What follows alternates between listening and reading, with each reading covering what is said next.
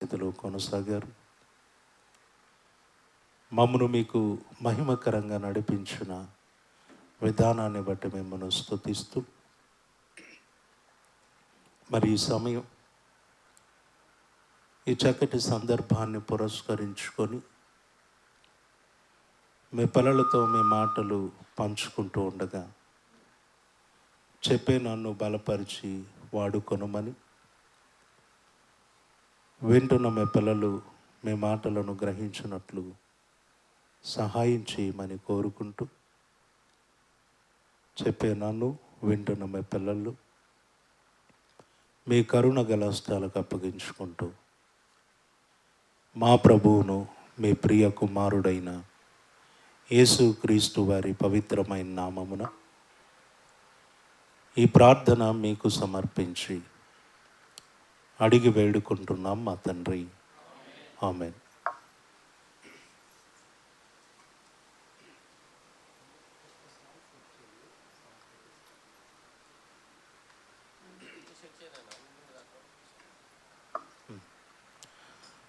క్రీస్తునందు ప్రియులందరికీ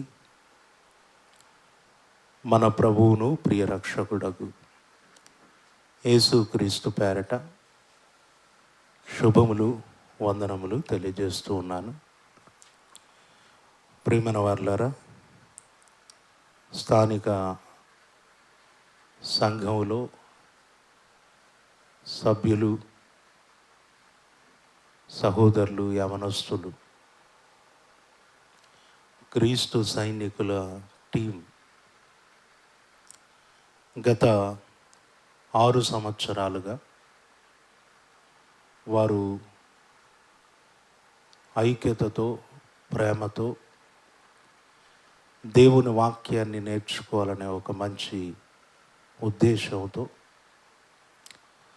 బైబిల్ క్విజ్ను ఏర్పాటు చేసుకొని ప్రతిదినం వాక్యపు సహవాసములో కొనసాగుతూ 6 సంవత్సరాలు పూర్తి చేసుకొని 7వ సంవత్సరములో అడుగుపెట్టినటువంటి ఈ చక్కటి సందర్భంలో మరలా దేవుని నామాన్ని ఘనపరచటానికి ఈ చక్కటి మీటింగ్ని ఏర్పాటు చేసి సేవకులను, స్థానిక సంఘమును, అలాగే మమ్మును ఆహ్వానించి దేవునికి మహిమకరంగా ఈ కార్యక్రమాన్ని వారు జరిగించగలగటం చాలా సంతోషాన్ని కలిగిస్తుంది.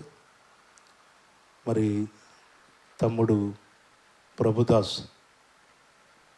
ఆ మధ్యకాలంలో ఎప్పుడో మా మందిరం పక్కనే వారి మేనమామ గారు ఉంటారు, అక్కడికి వచ్చాడు. వచ్చినప్పుడు ఆదివారం మా దగ్గరికి సహవాసానికి వచ్చాడు. ఆ టైంలో వాక్యం అయిపోయిన తర్వాత పలకరించుకున్నాం, మాట్లాడాడు. తను ఎవరో నేను మర్చిపోయాను, కానీ తను మాత్రం గుర్తుపెట్టుకున్నాడు. ఒక నెల క్రిందట ఫోన్ చేసి ఈ కార్యక్రమం విషయమై చెప్పటం అనేది జరిగింది. చాలా సంతోషం అనిపించింది. ఎందుకంటే యవనస్తులైన వారు ప్రస్తుత కాలం, ప్రస్తుత పరిస్థితుల్లో వారి పోకడలు, వారి ప్రయాణం దేవుని వాక్యానికి భిన్నంగా వెళుతుందని చెప్పటంలో ఏమాత్రం సందేహం లేదు. ఇలాంటి పరిస్థితుల్లో ఒక సమూహముగా వారు సమకూడి బైబిల్ క్విజ్ అన్నది ఏర్పాటు చేసుకొని దేవుని వాక్యాన్ని నేర్చుకోవాలి అని ఆలోచించటం ఒక మంచి ఉద్దేశం. కనుక ఈ విషయం చెప్పగానే చాలా సంతోషం అనిపించింది. మా పరిస్థితులు ఎలా ఉన్నా ఇక్కడికి రావటానికి దినం అవకాశం లేకపోయినా ఇక్కడ ఉన్నటువంటి సహోదరుల ప్రేమను బట్టి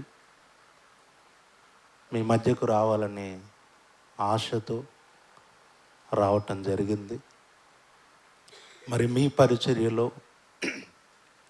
ఈ దినం ఆ దేవాది దేవుడు మమ్మను పాలి భాగస్థులుగా చేసినందుకు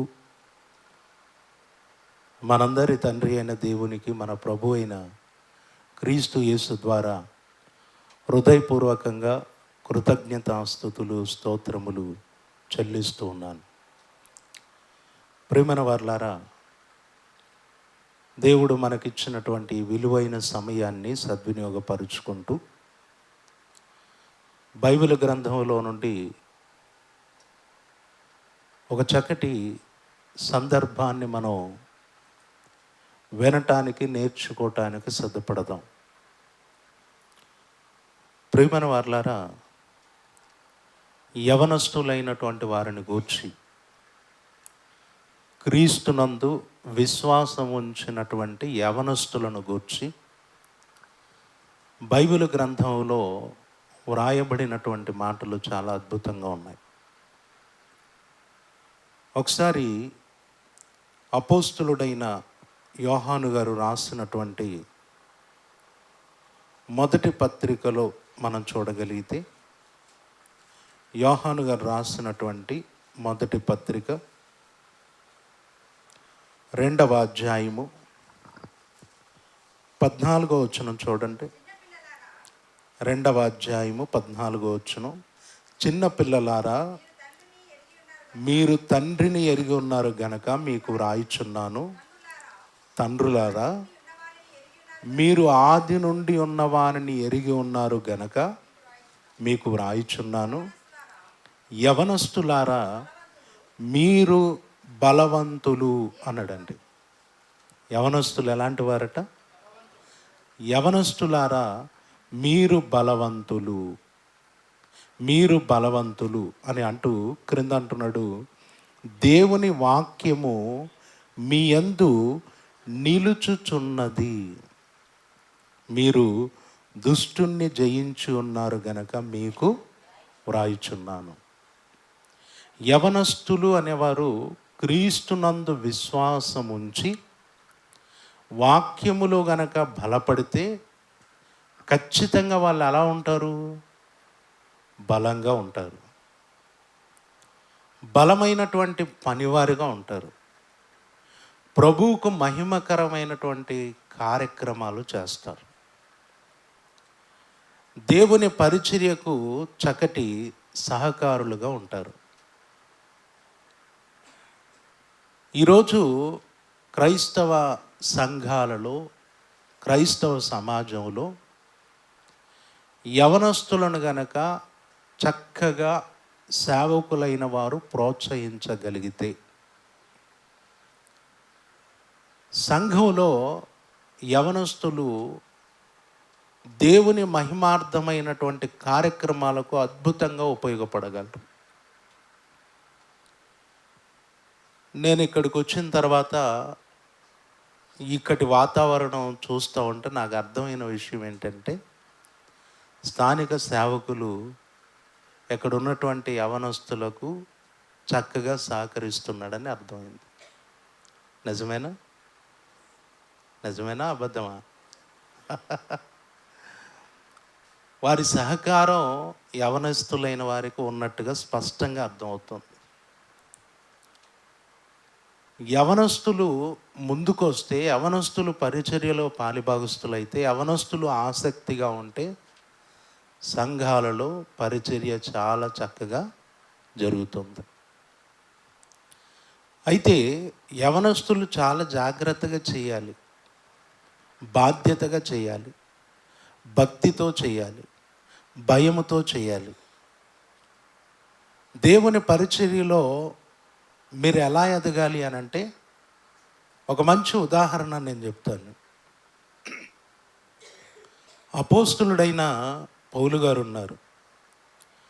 పౌలు గారికి సువార్త పరిచర్యలో చాలామంది ఆయన సువార్త ద్వారా సంపాదించుకున్నాడు, కన్నాడు. ఆయన సంపాదించుకున్నటువంటి వారిలో, ఆయన కన్నటువంటి వారిలో ఒక యవనస్తుడు ఉన్నాడు. అతడే తిమోతి. తిమోతి అనే యవనస్తుని గురించి మనకు బాగా తెలుసు. తిమోతిని పౌలు గారు సువార్త పరిచర్యలో తనతో పాటు తన వెంట తీసుకొని వచ్చాడు. అయితే ప్రియులారా, తిమోతి ఎదుగుదలను గురించి మనం గనక ఆలోచిస్తే ఎంత అద్భుతంగా ఎదిగాడో జాగ్రత్త వినండి. పౌలు గారు తిమోతి గారిని సంబోధించినటువంటి ఆ విధానం చూస్తే తిమోతి ఎలా ఎదిగాడో మనకు అర్థమవుతుంది. మొట్టమొదటిగా పౌలు గారు తిమోతి గారిని ఏమనేవాడంటే, నా ప్రియ కుమారుడగు తిమోతి అనేవాడు. ఏమనేవాడు? నా ప్రియ కుమారుడగు తిమోతి. ఎందుకు నా ప్రియ కుమారుడు అన్నాడు పౌలు? ఎందుకన్నాడు అంటే, పౌలు గారు సువార్త ద్వారా తిమోతిని కన్నాడు. ఒక ఆత్మీయమైనటువంటి కుమారుడు. నా ప్రియ కుమారుడగు తిమోతి అన్నాడు. నా ప్రియ కుమారుడగు తిమోతి అన్నటువంటి పౌలు గారే ఒకానొక సందర్భంలో నా సహోదరుడగు తిమోతి అన్నాడు. ఏమన్నాడు? నా సహోదరుడగు తిమోతి అన్నాడు. అంటే ఇప్పుడు కుమారుడు ఏమయ్యాడు? కుమారుడు ఏమయ్యాడు? సహోదరుడు అయ్యాడు. చాలామంది మీరు చూస్తే చిన్న వయసులో పెళ్లి చేసుకున్నారనుకోండి, పిల్లలు పుట్టారు. వారు మీ పిల్లలు ఓకే, కొంతకాలానికి పిల్లలు బాగా ఎదిగిపోయిన తర్వాత ఎక్కడైనా బంధువుల మధ్యకో ఎక్కడైనా స్నేహితుల మధ్యకు వెళ్ళి అలా కలుసుకున్నప్పుడు ఎవరు ఈ అబ్బాయి అన్నారనుకోండి, మా అబ్బాయి అనండి అన్నారనుకోండి, అప్పుడు ఏమంటారు చాలామంది? ఏంటి మీకు తమ్ముళ్ళలా ఉన్నారు ఏమండి అంటారా అన్నారా? నాకు 2005లో వివాహమైంది. ఒక అబ్బాయి ఒక అమ్మాయి. ఇప్పుడు మా అమ్మాయి వచ్చేసి, మీరు నమ్మరు చెప్తే, బీటెక్ ఫస్ట్ ఇయర్. మా అమ్మాయి వచ్చేసి బీటెక్ ఫస్ట్ ఇయర్. చాలామందికి మా కూతురు అని చెప్తే ఎవరు నమ్మరు. ఇక మా భార్య మా పాప కంటే చాలా చిన్నగా ఉంటుంది. ఆమె కూతురు అంటే ఎవరు నమ్మరు. చాలామంది అడిగారు, మీ చెల్లెలా అని అడిగారు ఆమెను. నన్ను కూడా అలాగే అడిగారు. అంటే ఇప్పుడు ఏంటంటే, ఆమె ఎదిగిన ఆ స్థితిని బట్టి చూసే వాళ్ళకి ఎలా ఉందన్నమాట, చెల్లెలి కూతురు అనే ఆలోచన పోయింది. ఇక కొత్త వాళ్ళు చెల్లెలు అనుకుంటారు. ఇప్పుడు తిమోతి పౌలు గారి దగ్గరకు వచ్చిన తర్వాత సువార్త పరిచర్యలో పౌలు గారితో పాటు కొనసాగుతూ కుమారుడు ఏమయ్యాడు? కుమారుడు ఏమయ్యాడు? సహోదరుడు అయ్యాడు. అంటే ఎదిగాడా? ఎదిగాడండి. కొడుకు ఇప్పుడు ఎలా కనపడుతున్నాడు? సహోదరులా. తర్వాత అదే పౌలు గారు తిమోతి గారిని ఏమని సంబోధించాడో తెలుసా? దైవజనుడైన తిమోతి అన్నాడు. ఏమన్నాడు? దైవజనుడైన తిమోతి అన్నాడు. కుమారుడు, సహోదరుడు, నెక్స్ట్ దైవజనుడు. ఇంకొక ఆశ్చర్యకరమైన మాట, పౌలు గారు తిమోతి గారిని అన్నాడు, నా జత పని వాడవగు తిమోతి అన్నాడు. అంటే తిమోతి కుమారుడిగా ప్రారంభమయ్యి ఏ స్థితికి ఎదిగాడు? జత పనివాడుగా ఆ స్థితికి ఎదిగాడు. ఈరోజు యవనస్తులు, సంఘంలో చేర్చబడిన వారు, స్థానిక సేవకుని యొక్క పిల్లలు, ఎవరు మీరంతా? ఆయన పిల్లలు. ఆయన సువార్త ద్వారా మిమ్మల్ని సంపాదించాడు. ఇప్పుడు పిల్లలు ఏమవ్వాలి? సహోదరులు అవ్వాలి. తర్వాత ఇంకా ఎదిగి ఏమవ్వాలి? దైవజనులు అవ్వాలి. తర్వాత ఇంకా ఎదిగి ఏమవ్వాలి? అవుతారా? అవ్వాలి. చాలా మట్టుకు సేవకులు గనక ప్రోత్సహిస్తే చాలామంది అలాగే అవుతారు. కొన్ని సంఘాల్లో కొంతమంది దగ్గర ఏంటంటే ప్రోత్సహించారనుకోండి, వీళ్ళని దొక్కేసి వాళ్ళు ఎదుగుతారు. రివర్స్ ఉంది. పెంచితే ఒక బాధ, పెంచకపోతే ఒక బాధ. ముందుకు పంపిస్తే ఒక బాధ, పట్టుకుంటే ఒక బాధ. పట్టుకుంటే ఇక్కడ ఉంటాడో ఉండడో తెలీదు, వదిలేస్తే ఇక్కడ ఉంటాడో ఉండడో తెలీదు. చాలా సంఘాల్లో సమస్యలు ఇవే. అప్పగించేసామనుకోండి, బాధ్యతలు అప్పగించేసామనుకోండి, సేవకులను కూడా తొక్కేసి పక్కబడేసి మేమే అంత అన్న యవనస్తులు కూడా చాలామంది ఉన్నారు. కానీ అది కరెక్ట్ కాదు. మీరు చూడండి, పౌలు గారు తిమోతి గారిని తన జత పనివాడిగా సంబోధించాడు, కానీ తిమోతి ఎప్పుడు కూడా పౌలు గారికి వ్యతిరేకంగా పని చేయలే. జత పనివాడు, పరిచర్య చేశారు. ఈయన ఒక ప్రాంతం, ఆయన ఒక ప్రాంతం పరిచర్య చేశారు, కానీ పరిచర్యలో ఎప్పుడు ఎడబాటు రాలేదు, తేడా రాలేదు. కనుక ఇక్కడ ఉన్నటువంటి యవనస్తులు ఎదగాలి. ఏ స్థితికి ఎదగాలంటే మీ స్థానిక సేవకునికి జత పని వారిగా మీరు ఎదగాలి. మీరు ఎదగాలి అని అంటే ఖచ్చితంగా మీ జీవితంలో, మీ ప్రయాణంలో మీరు చేయవలసింది, దేవుడు చెప్పింది ఒకటి ఉంది. అదేంటని మనం ఆలోచిస్తే, కీర్తనల గ్రంథం 119వ అధ్యాయము, కీర్తనల గ్రంథం 119వ అధ్యాయము 9వ వచనం చదువుదాం. 9వ వచనం, యవనస్తులు దేని చేత తమ నడతను శుద్ధిపరుచుకొందురు? నీ వాక్యమును బట్టి దానిని జాగ్రత్తగా చూచుకొనుట చేతనే గదా అన్నాడు.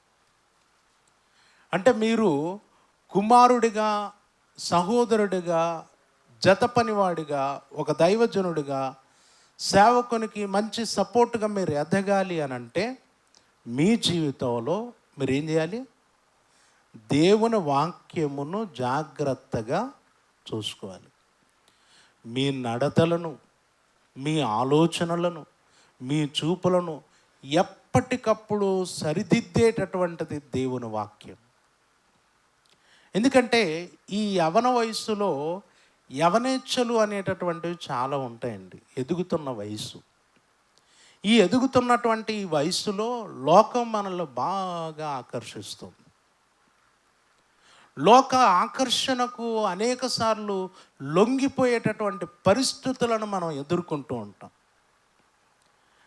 ఇప్పుడు లోక ఆకర్షణకు లొంగిపోకుండా మనల్ని మనం కాపాడుకోవాలి, బలంగా మనం నిలబడాలి అని అంటే మన జీవితాలకు దేవుని వాక్యం చాలా అవసరం. వాక్యాన్ని చాలా జాగ్రత్తగా మనం చూసుకుంటూ, వాక్యాన్ని మనం పరీక్షించుకుంటూ, మన జీవితాలకు వాక్యం ఏం నేర్పుతుందో పదే పదే తెలుసుకుంటూ, అలా దేవుని వాక్యం చెబుతున్నట్టుగా మన జీవితం ఉందో లేదో మనల్ని మనం పరీక్షించుకుంటూ కొనసాగగలిగితే గనుక వాక్యం ఎప్పటికప్పుడు నీ నడతలను ఏం చేస్తుంది? శుద్ధిపరుస్తుంది, నిన్ను నిలబెడుతుంది. ఖచ్చితంగా ఇక్కడ ఉన్నటువంటి మీ సేవకునితో పాటు జత పనివారిగా మిమ్మల్ని నిలబెడుతుంది. కనుక దేవుని వాక్యాన్ని జాగ్రత్తగా చూసుకోవాలి.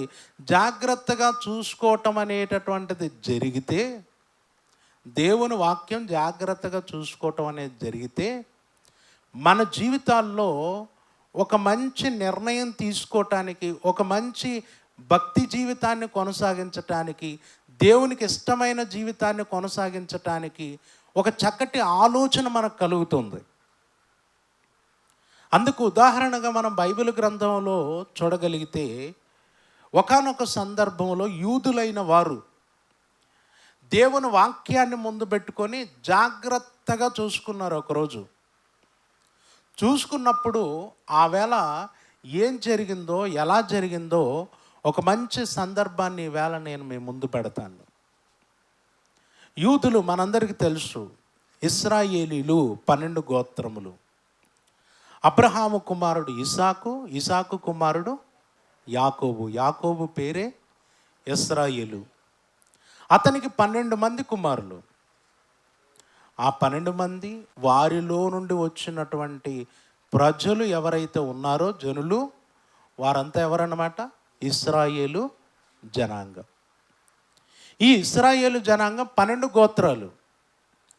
అయితే ఈ 12 గోత్రములను మొదట న్యాయాధిపతులు నడిపిస్తూ వచ్చారు. న్యాయాధిపతుల్లో చివరి న్యాయాధిపతి సమూయేలు.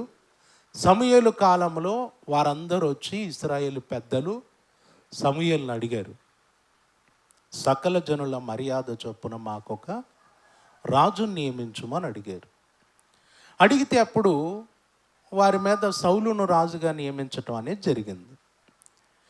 సౌలు మొట్టమొదటిగా రాజై 12 గోత్రములను 40 సంవత్సరాలు పరిపాలించాడు. సౌలు తర్వాత దావీదు రాజు అయ్యాడు. దావీదు 40 సంవత్సరాలు పరిపాలించాడు. దావీదు తర్వాత సొలొమోను రాజు అయ్యాడు.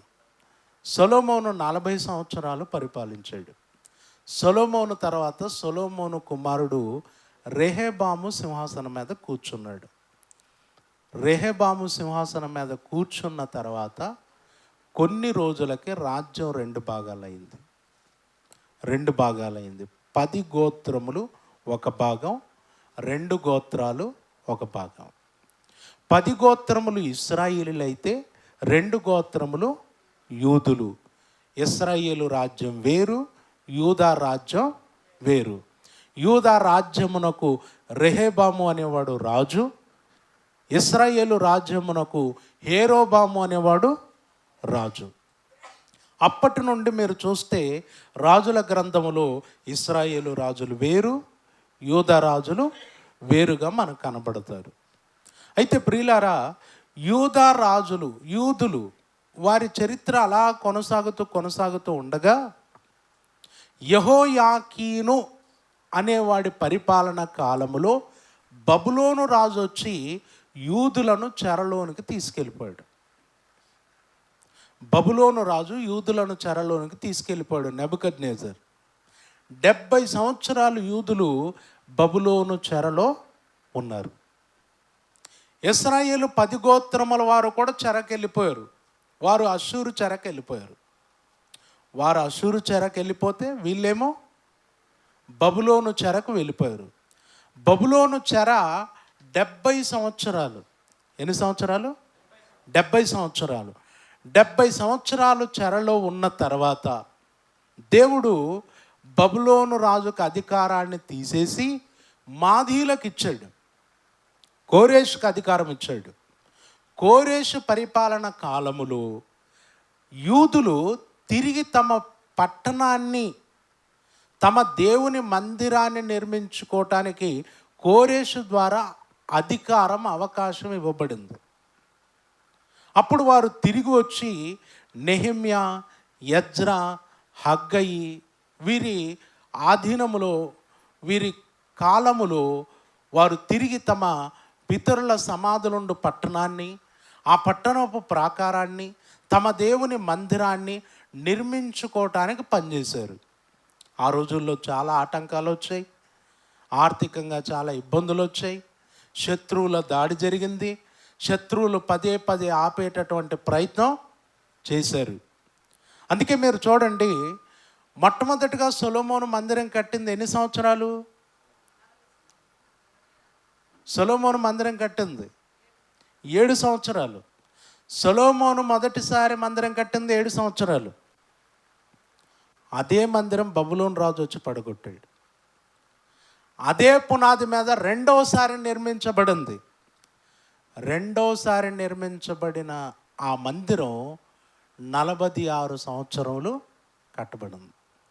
ఎందుకు అన్ని సంవత్సరాలు అనంటే, ఈ నెహెమ్యా గారి కాలంలో, ఎజ్రా గారి కాలంలో అనేక సార్లు మందిరాన్ని ఆపుతూ వచ్చారు, ఆటంకం కలగజేస్తూ వచ్చారు.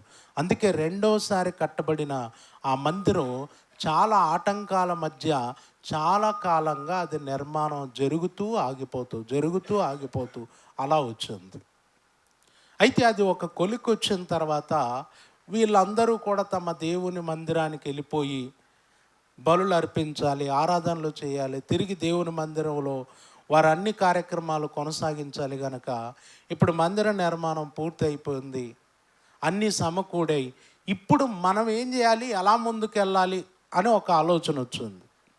ఆలోచన వచ్చి అందరూ కలిసి ఒక స్థలంలో కూడుకున్నారట. ఇలాగే ఒక స్థలంలో కూడుకొని ధర్మశాస్త్ర గ్రంథాన్ని తెచ్చుకొని, ధర్మశాస్త్ర గ్రంథంలో ఏముందో, ఏం చెప్పబడిందో, ఆ చెప్పబడిన మాటల ప్రకారం మనం ఉన్నామో లేదో, మన లోపాలేంటో తెలుసుకోవటం మొదలుపెట్టారు. అర్థమవుతుందా నేను చెప్పేది? వాళ్ళందరూ ఒక చోట కలుసుకొని ధర్మశాస్త్ర గ్రంథాన్ని తెచ్చుకొని చదివి అందులో ఏముందో తెలుసుకొని, మనలో లోపాలు ఏంటి, ఏం జరిగింది, మనం ఇప్పుడు అక్కడికి వెళ్ళి దేవుణ్ణి ఆరాధించటానికి, దేవుని కార్యక్రమాలు చేయటానికి ఏ విధమైన ఆటంకాలు ఉన్నాయో తెలుసుకునే ప్రయత్నం చేశారు. అలా ప్రయత్నం చేసినప్పుడు ఆ రోజు ఏం జరిగిందో, ఎలా జరిగిందో ఒకసారి మనం చూద్దాం. ఎందుకంటే కీర్తనల గ్రంథంలో కీర్తనకారుడు ఏం చెప్పాడు? యవనస్తులు దేని చేత తమ నడతను శుద్ధిపరుచుకొందురు అని ప్రశ్నించి ఏం చెప్పాడు? దేవుని వాక్యమును జాగ్రత్తగా చూచుకొనుట చేతనే కదా అన్నాడు. వాక్యాన్ని తెరిచి జాగ్రత్తగా చూసుకుంటే నీలో ఏ లోపాలు ఉన్నాయో తెలుస్తాయి. నువ్వెలా బ్రతకాలో దేవుని వాక్యం చెప్తుంది, నువ్వెలా నడుచుకోవాలో దేవుని వాక్యం నేర్పుతుంది, ఎక్కడ తప్పిపోతున్నావో దేవుని వాక్యం నీకు చెబుతుంది. మనం ప్రతిరోజు అద్దం చూసుకుంటాం కదండి, చూసుకోమా? ప్రతిరోజు లేవగానే ఖచ్చితంగా ఏం చూసుకుంటాం? అద్దం చూసుకుంటాం. అద్దంలో ఎవరు కనపడతారు? మనమా, వేరే వాళ్ళ? మనమే కదా. అద్దం ముందు నిలబడగానే మొహం అంతా అలా కనబడుతుంది. మన మొహంలో ఏ లోపం ఉందో కనిపిస్తుందా లేదా? కనిపిస్తుంది. అద్దం ముందు నిలబడినప్పుడు మన మొహంలో ఏ లోపం ఉందో ఎలాగైతే కనబడుతుందో, దేవుని వాక్యం అనే అద్దం ముందు వచ్చి నిలబడితే మన భక్తి జీవితంలో, మన ఆత్మీయ జీవితంలో ఎలాంటి లోపాలు ఉన్నాయో, ఎలాంటి సమస్యలు ఉన్నాయో అవన్నీ కూడా స్పష్టంగా తెలుస్తాయి. కనుక ఆ రోజు యూదులైన వారు కలుసుకొని ఏం చేశారో, ఎలా చేశారో ఒకసారి చూద్దాం. నెహెమ్యా గ్రంథం 8వ అధ్యాయము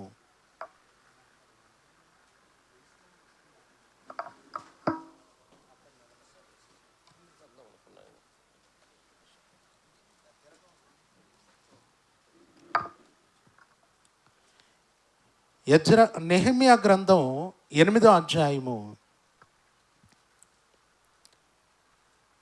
అధ్యాయము మొదటి వచనం నుండి చదువుదాం. అమ్మ మీరేమనుకోకండి, నేనే చదువుతాను, ఎందుకంటే మీ అంత స్పీడు రావడం కష్టం, నేను స్లోగా ఉంటాను. 8వ అధ్యాయం మొదటి వచనం నుండి. 7వ నెల రాగా ఇశ్రాయేలీయులు తమ పట్టణములలో నివాసులై ఉండిరి. అప్పుడు జనులందరూ ఏక మనస్కులై నీటి గుమ్మము ఎదుటనున్న మైదానమునకు వచ్చి, యెహోవా ఇశ్రాయేలీయులకు ఆజ్ఞాపించిన మోషే ధర్మశాస్త్ర గ్రంథమును తెమ్మని ఎజ్రాను శాస్త్రితో చెప్పగా, యాజకుడైన ఎజ్రా 7వ మాసము మొదటి దినమున చదవబడు దాన్ని గ్రహింప శక్తి గల స్త్రీ పురుషులు కలిసిన సమాజమంతటి ఎదుటను ఆ ధర్మశాస్త్ర గ్రంథమును తీసుకొని వచ్చి నీటి గుమ్మము ఎదుటనున్న మైదానములో ఉదయము మొదలుకొని మధ్యాహ్నము వరకు నిలుచున్న ఆ స్త్రీ పురుషులకును తెలివితో వినగల వారందరికీ చదివి వినిపించుచు వచ్చెను. ఆ జనులందరూ ధర్మశాస్త్ర గ్రంథమును శ్రద్ధతో వినిరి. ఇక్కడ ఎజ్రా అనేటటువంటి శాస్త్రి ధర్మశాస్త్ర గ్రంథాన్ని తీసుకొని వచ్చాడు. నీటి గుమ్మము ఎదుటనున్న మైదానంలో అందరూ వచ్చేసారు. యూదులైన వారు, స్త్రీ పురుషులు అందరూ వచ్చేసారు. వచ్చేసిన తర్వాత అక్కడ ఎవరైతే చక్కగా స్పష్టంగా చదివి వినిపించగలరో లేవీలలో వారికి ధర్మశాస్త్ర గ్రంథమును ఇస్తే వారు స్పష్టంగా చదివి వినిపించారట. చదివి వినిపిస్తే జనులు ఏం చేశారు? ఆ స్త్రీ పురుషులు ఏం చేశారు? శ్రద్ధతో విన్నారు. విన్నారండి? విన్నారు. ఇప్పుడు ఇక్కడ ఒక విషయాన్ని మనం గమనించాలి. ఏ సమయం నుండి ఏ సమయం వరకు చదవటం అనేది జరిగింది అక్కడ? ఉదయం మొదలుకొని మధ్యాహ్నం వరకు. ఉదయం మొదలుకొని మధ్యాహ్నం వరకు. తర్వాత మీరు ఒక విషయం గమనించండి, అక్కడ అందరూ కూర్చొని ఉన్నారా, నిలబడి ఉన్నారా? మరి మీరెందుకు కూర్చొని ఉన్నారు? మీరేందంటే ఇంత చక్కగా కూర్చొని ఉన్నారు? నిజానికి ప్రతి చోట చెప్పేవాడు నిలబడతాడు, వినేవాళ్ళు. ఇక్కడ చెప్పేవాళ్ళు కానీ వినేవాళ్ళు కానీ ఎలా ఉన్నారు వీళ్ళంతా? అందుకే దయచేసి లేచి నిలబడండి. నిలబడి ప్రసంగం వింటారా? నిజంగా లేస్తున్నారు, కూర్చోండి.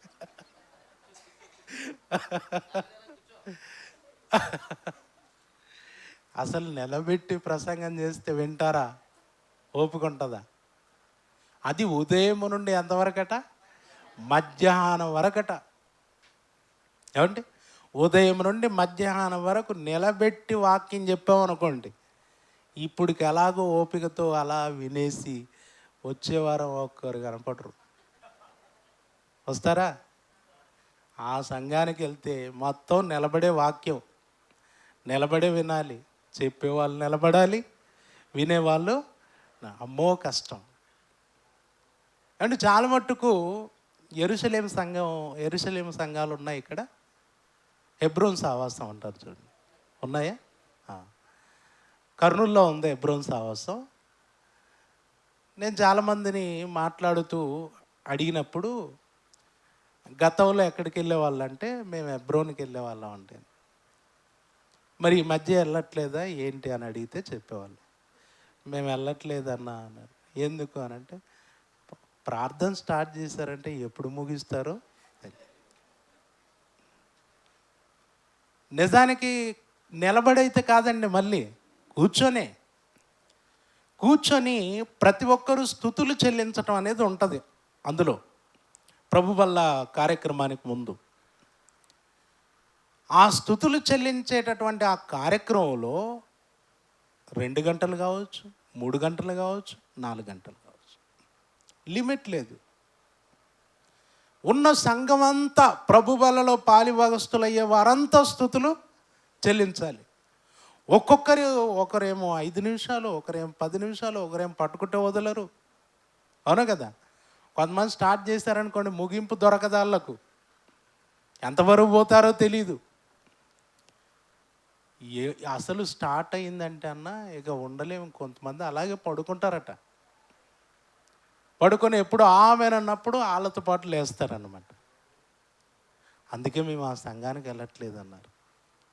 ఏమంటే చక్కగా కూర్చొని ప్రార్థనలో గడపటానికే వాళ్ళకి అంత ఓపిక లేదంటే ఇక నిలబెట్టి వాక్యం చెప్పామనుకోండి, ఉంటారా?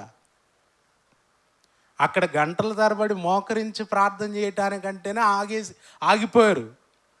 ఎక్కడ నిలబెట్టి ప్రసంగం అంటే ఉంటారా? మనకు చక్కగా అన్నీ ఉండాలి.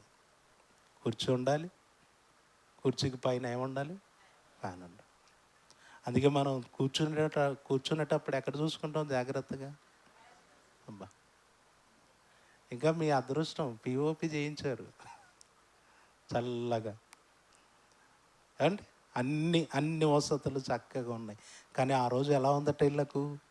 నీటి గుమ్మము ఎదుటనున్న మైదానములో ఉదయం మొదలుకొని మధ్యాహ్నం వరకు నిలబడి ఉన్న వాళ్ళకు వాక్యం చెప్తే ఆ నిలబడి ఉన్న వాళ్ళు కదలకుండా శ్రద్ధతో విన్నారట. చూడండి మళ్ళీ, బా, శ్రద్ధతో వినటం ఎంత అద్భుతం అండి. సేవకుల మీటింగ్ జరుగుతూ ఉంది, కూర్చొని సేవకుడు చెప్తా ఉన్నాడు. ఒక సేవకుడు వెనక కూర్చొని కుర్చీలో అలాగే పల్టీ కొట్టాడండి నిద్రలో. కాళ్ళు ఎత్తుకొని పడ్డాడు వెనక్కి.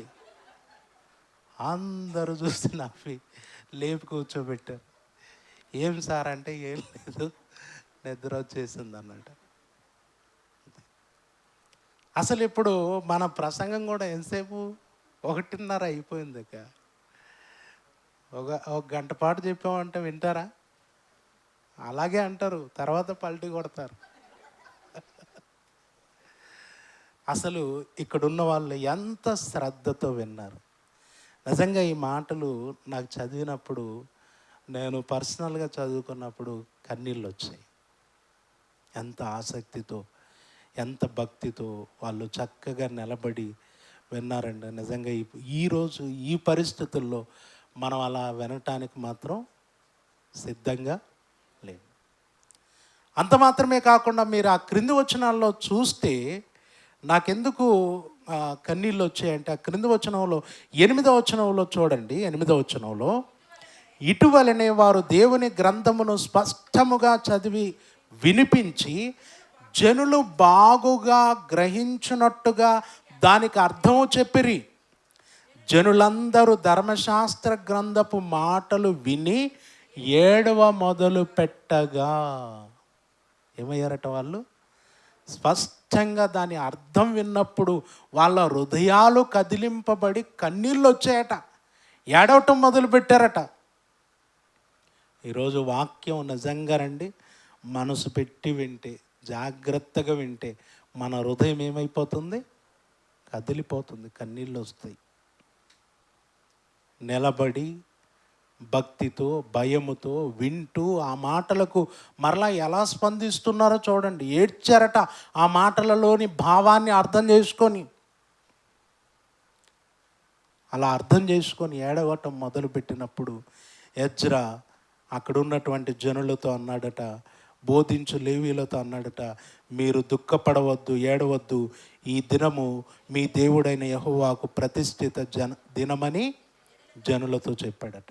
ఏడవద్దండి, ఈరోజు దేవునికి ప్రతిష్ఠిత దినం అని చెప్పాడు. ఓకే, ఇప్పుడు 8వ అధ్యాయము మీరు బాగా చదివితే 8వ అధ్యాయములో దేవుని వాక్యమును శ్రద్ధతో విన్నారు, దేవుని వాక్యమును జాగ్రత్తగా చూసుకున్నారు. 8వ అధ్యాయం. 9వ అధ్యాయం చూస్తే, నెహెమ్యా గ్రంథంలో 9వ అధ్యాయములో చూస్తే, 9వ అధ్యాయములో వాక్యం విన్నటువంటి వారు తమ పాపాలను ఒప్పుకున్నారు. 9వ అధ్యాయములో అంటే అక్కడ విన్నటువంటి వాక్యమును బట్టి వారి లోపాలేంటో, వారి బలహీనతలేంటో తెలిసాయి. తెలిసినటువంటి వారు ఏం చేశారు? 9వ అధ్యాయము మొదటి వచనం చూడండి. ఈ నెల 24వ దినమందు ఇశ్రాయేలీయులు ఉపవాసం ఉండి గోనె పట్టలు కట్టుకొని తల మీద ధూళి పోసుకొని కూడి వచ్చిరి. ఇశ్రాయేలీయులను అన్యజనులందరిలో నుండి ప్రత్యేకింపబడిన వారై నిలవబడి తమ పాపములను, తమ పితరుల పాపములను ఒప్పుకొనిరి. మరియు వారు ఒక జాము సేపు తామున్న చోటనే నిలవబడి తమ దేవుడైన యెహోవా ధర్మశాస్త్ర గ్రంథమును చదువుతూ వచ్చిరి. ఒక జాము సేపు తమ పాపములను ఒప్పుకొనుచు తమ దేవుడైన యెహోవాకు నమస్కారము చేయుచు వచ్చిరి. ఒక జాము అంటే 4 గంటలు. 4 గంటల పాటు వాక్యం చదవటం, 4 గంటల పాటు తమ పాపాలు ఒప్పుకోవటం. దేవా, నీ వాక్యం ఎలా ఉంది నాయన? మా బ్రతుకులు ఎలా ఉన్నాయి? నీ వాక్యానికి తగినట్టుగా మా జీవితం లేదు అని చెప్పి వారిలో వారు పశ్చాత్తాపపడుతూ ఏం చేశారంటే ఏడుస్తూ కన్నీళ్లతో దేవుని సన్నిధిలో తమ పాపములు, తమ పితరుల పాపములు ఒప్పుకొని పశ్చాత్తాపపడ్డారు. 8వ అధ్యాయం వాక్యం వినటం, చదవటం. 9వ అధ్యాయము తమ పాపాలు ఒప్పుకోవటం. 10వ అధ్యాయములో వారిక మీదట ఎలా ఉండాలో కొన్ని నూతనమైనటువంటి నిర్ణయాలు తీసుకోవటం అనేటటువంటిది జరిగింది. నిజానికి దేవుని సన్నిధికి వస్తే ఏం జరగాలి? మొదట వాక్యం వినాలి. రెండవది మనము మన బలహీనతలు, తప్పిదాలు ఒప్పుకోవాలి. తర్వాత మూడవది ఏం చేయాలి? మనము ఇక మీదట ఏం చేయాలి, ఇక మీదట లోకంలోకి వెళ్ళి ఎలా బ్రతకాలి, మనం ఎలా ప్రవర్తించాలి, ఒక నిర్ణయము అనేటటువంటిది రావాలి. ఏమండి? అందుకే సేవకులు కూడాట వాక్యం ఎలా చెప్పాలి అని అంటే ఒక ఆయన చెప్పాడు. సేవకుడు ఎలా చెప్పాలంటే ఫస్ట్ మెప్పించాలట. ఫస్ట్ ఏం చేయాలి? మెప్పించాలట. తర్వాత నొప్పించాలట. తర్వాత ఒప్పించాలట. మెప్పించాలి, నొప్పించాలి, ఒప్పించాలి. మన ప్రసంగాలు ఉంటే నొప్పి, లేకపోతే అదే. అలా ఉండకూడదండి. ఫస్ట్ ఏం చేయాలంటే మిమ్మల్ని బాగా అలా పైకెత్తాలన్నమాట. ఎత్తాలా వద్దా? ఎత్తాలి, కొన్నిసార్లు ఎత్తాలి మరి. తర్వాత బాగా ఇక పిండేయాలన్నమాట. నొప్పి ఉతికి పరేయాలి. తర్వాత మళ్ళీ మిమ్మల్ని చేయాలి. నిజమే కదా, నేను ఎలా ఉన్నాను, నా జీవితం కరెక్ట్గా లేదు, నిజంగా నేను సరి చేసుకోవాలి, నిజంగా నేను దేవుని వాక్యానికి లోపడాలి అనేటట్టుగా ఒప్పించాలి. ఇక్కడ దేవుని ప్రజలైనటువంటి వారు ఏం చేస్తారంటే విన్నారు, ఒప్పుకున్నారు, తర్వాత ఒక నిర్ణయం తీసుకున్నారు. వారు తీసుకున్నటువంటి నిర్ణయాలు ఈరోజు ఎక్కడున్నటువంటి యవనస్తులు కానీ, ఇక్కడ ఉన్నటువంటి సంఘ సభ్యులు కానీ, ఎవరైనా కానీ, ఇక్కడ ఉన్నటువంటి విశ్వాసులైన వారు అలాంటి నిర్ణయాలు గనక తీసుకోగలిగితే మీ సంఘం అన్ని విషయాలలో క్షేమాభివృద్ధి చెందుతుంది, బలంగా ఉంటుంది. ఇంకా అనేకమైనటువంటి నూతన ఆత్మలు ఈ సంఘంలో, ఈ స్థలములో చేర్చబడతాయి. వారు తీసుకున్నటువంటి అన్ని నిర్ణయాలను గురించి మనం ఇప్పుడు ప్రస్తావించడానికి సమయం సరిపోదు, కానీ కొన్ని విషయాలు మాత్రం మనం మాట్లాడుకుందాం. ఆవేళ వారు ఏం చేశారంటే తీసుకున్న నిర్ణయాలు ఆల్రెడీ ధర్మశాస్త్ర గ్రంథం ఉంది, చదువుకున్నారు. ఇప్పుడు ఇక మీదట మనం ఎలా పాటించాలి, ఎలా నడుచుకోవాలి అన్నటువంటి విషయాలు మళ్ళీ ఒక కాగితం రాసుకున్నారట. లేవీల దగ్గర కూర్చొని రాసుకున్నారట. మామూలుగా ఎవరికైనా అప్పిచ్చామంటే ఏం చేస్తాం మనం? రాయించుకున్నారా, రాసిచ్చారా? అండి అందులోనే ఉంటుంది, రాసిచ్చినవారు, రాయించి ఇచ్చినవారు. మా అత్తకి నేను ఒకసారి రివర్స్ రాశాను. ఎలా రాశానంటే ఆమె నాకు అప్పిచ్చింది, నేను ఆమెకి కాగితం రాసివ్వాలి. ఇప్పుడు నేను ఎక్కడ రాయాలి? నా అడ్రస్సు రాయించుకున్నవారా, రాయించి ఇచ్చినవారా? నేను ఎక్కడ రాయాలి? రాయించి ఇచ్చిన వారి దగ్గర నా అడ్రస్ రాయాలి. నేనేం చేశానంటే రాయించుకున్న వారి దగ్గర నా అడ్రస్ రాశాను.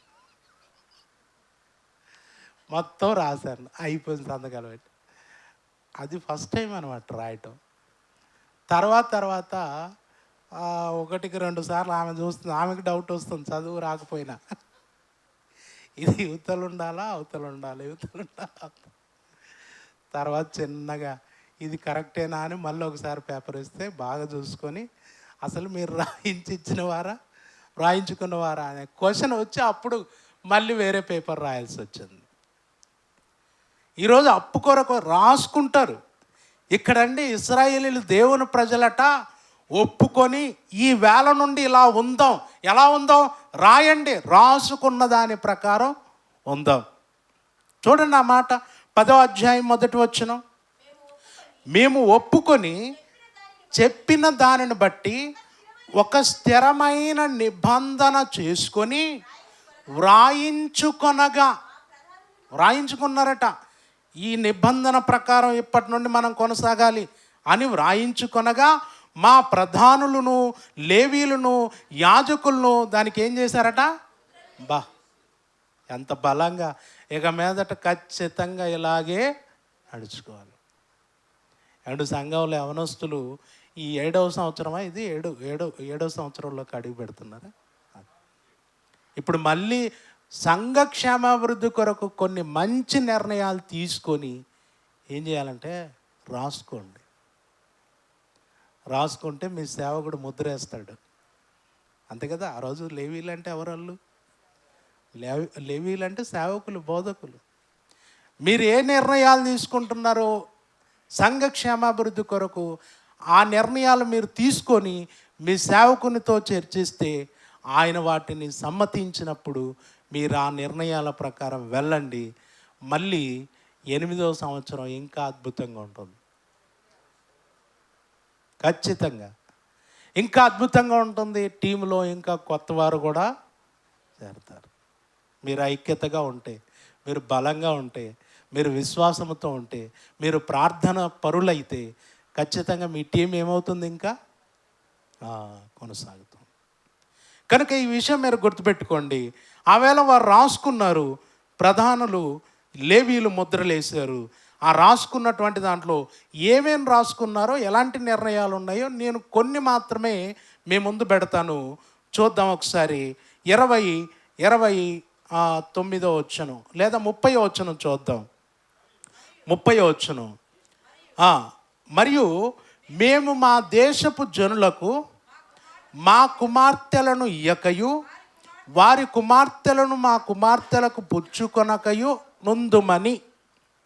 అండ్ వారు రాసుకున్నటువంటి దాంట్లో మా దేశపు జనులకు అన్నారు. మా దేశపు జనులు అంటే ఏ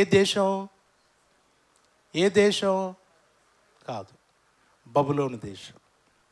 వాళ్ళు అప్పుడు ఎక్కడున్నారు? చెరలో ఉన్నారు.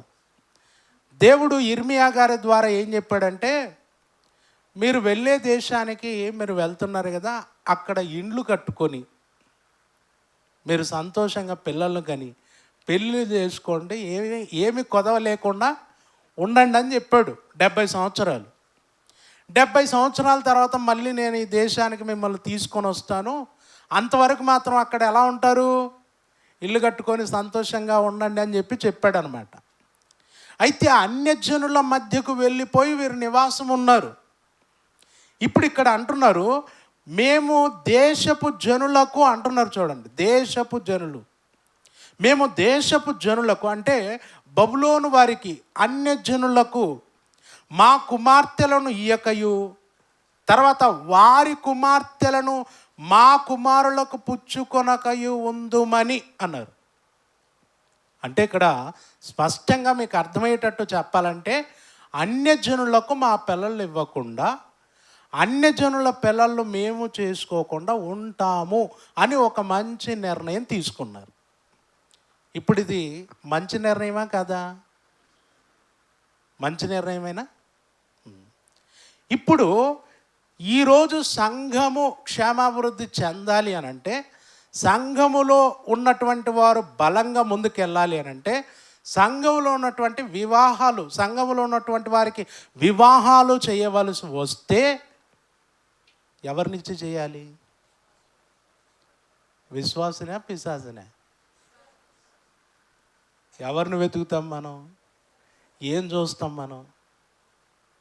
చూస్తామండి? అసలు విశ్వాస కాదా అనేది చూడరు. చూస్తారా? ఏం చదువుకున్నాడు, ఎంత సంపాదించాడు, 4 రాళ్ళు వెనకేసాడా లేదా, ఏ రాళ్ళు, బాగా సెటిల్ అయ్యారా లేదా, ఇవన్నీ మాట్లాడతాం. లాస్ట్లో అంటాం చర్చికి పోతేనే చూడండి అని ఒక మాట, అలా లాస్ట్లో అది. ఇవన్నీ బాగా సెట్ అయ్యాయనుకోండి, అది కూడా పెద్ద ఆలోచన లేదు, ఉంటుందా? ఈరోజు చాలామంది విశ్వాసే చేసుకోవాలనేటటువంటి నియమ నిబంధనలు పాటించట్లా. ప్రియులారా, ఒకటి గమనించండి, విశ్వాసి అవిశ్వాసిని చేసుకుంటే విశ్వాసి కూడా అవిశ్వాసి అయిపోయే ప్రమాదం ఉందా లేదా? ఈరోజు ఎంతోమంది, చాలామంది సహోదరిమణులు కొన్ని సందర్భాల్లో చెప్పేటటువంటి మాటలు వారి కుటుంబాల్లో ఉన్నవారు ఒప్పుకోక అవిశ్వాసులకు ఇచ్చి పెళ్ళిళ్ళు చేస్తే, వారు సంఘానికి సహవాసానికి వెళ్ళలేక, కుటుంబంలో ఉన్న సమస్యలు ఎదుర్కోలేక, భర్త అనేవాడు సరిగ్గా చూసుకోక, వాడి ధర్మం ఏదో వాడికి తెలియకపోవటం వల్ల, భార్యను ప్రేమించక ఎన్ని సమస్యలు ఎదుర్కొంటూ ఆ సమస్యలు చెబుతూ ఉంటే కన్నీళ్ళు వస్తాయి. అందుకే ఎప్పుడైనా మన పిల్లలకు పెళ్ళి చేయాలనుకున్నప్పుడు మనం ఎవరిని చూడాలి? డబ్బు కాదు, అందం కాదు అండి, కులము కాదు. కులం ఒకటి, మళ్ళీ అదొకటి చూడటం. మన కులమే అయి ఉండాలి, అవునా కదా? ఉందా? ఇలాంటి రోగాలన్నీ ఉన్నాయి. విశ్వాసి ఉంటే అసలు సమస్య లేదు. కానీ ఈరోజు అలా చూడట్లా. ఏముంది వెతికి అలా చూసుకొని చేసుకుంటున్నాం. మళ్ళీ ముహూర్తాలు కూడా, పెళ్ళి కరెక్ట్గా 10:45కు తలంబ్రాలు పడాలట. ఎవడు చెప్పాడు? సార్ చెప్పాడా? సార్ చెప్పారా మీరేమన్నా? కరెక్ట్గా ఆ టైంకి తలంబ్రాలు పడాలని మమ్మల్ని పొడుస్తారు వచ్చి. తొందర సార్, ప్రసంగం తొందర అయిపోవాలి చూడండి. నాకు ఒక ఆయన వచ్చి అన్నాడు, సార్ 10 నిమిషాలు చెప్పు అన్నాడు. 10 నిమిషాలు చెప్పు అంటే నేను అన్నాను 5 నిమిషాలే చెప్తా అన్నాను. మరి ఏం చేస్తావు? నువ్వు పరుగులు పెడితే నువ్వు ఎవరు వింటారు వాక్యం? మీరు చూసారా, పెళ్ళిళ్ళకి వచ్చిన వాళ్ళు ఎవరు వాక్యం వినరు. ఎందుకు వినరో తెలుసా? ఎందుకు వినరమ్మా? పెళ్ళిళ్ళకి వచ్చిన వాళ్ళందరూ వాక్యం ఎందుకు వినరు? వచ్చిన వాళ్ళందరూ వాళ్ళ చుట్టాలను వెతుక్కొని పలకరించుకుంటూ వీళ్ళ క్షేమ సమాచారం వాళ్ళు, వాళ్ళ క్షేమ సమాచారం, ఏం సంపాదించారు, ఏం వెనకొచ్చారు, పిల్లలు ఎంతమంది, వాళ్ళు ఏం చదువుతున్నారు, ఇవే అన్నమాట. కొంతమంది పెళ్ళికి పోయి పెళ్లి సంబంధాలు చూసుకుంటుంటారు, అవునా? వాళ్ళ పని వాళ్ళదే, అన్నీ అక్కడే జరుగుతూ ఉంటాయి. ఇంకొక విషయం ఏంటంటే, ఒకప్పటిలాగా బంధుప్రీతి అనేది లేదు ఇప్పుడు. ఒకప్పుడు ఇంటికి బంధువు వస్తున్నాడు అంటే ఎదురు చూసేవాళ్ళు. మరి ఇప్పుడు బంధువు వస్తున్నాడంటే లాక్ వేసుకొని ఎక్కడికి పోతాం, అవునా? ఇప్పుడు చుట్టం వస్తున్నాడంటే సంతోషం ఎవరికి లేదు. ఎందుకు వస్తున్నాడంట? మన పరిస్థితి బాగలేదు ఇక్కడ, మనకే ఉండటానికి లేదు, మనకే తినటానికి లేదు, ఎవరు రమ్మను అంట. ఒకవేళ వచ్చినా ఒకరోజు చూస్తాం, రెండో రోజు చూస్తాం, వాళ్ళు ఏదో పోతామంటారని చూస్తుంటాం.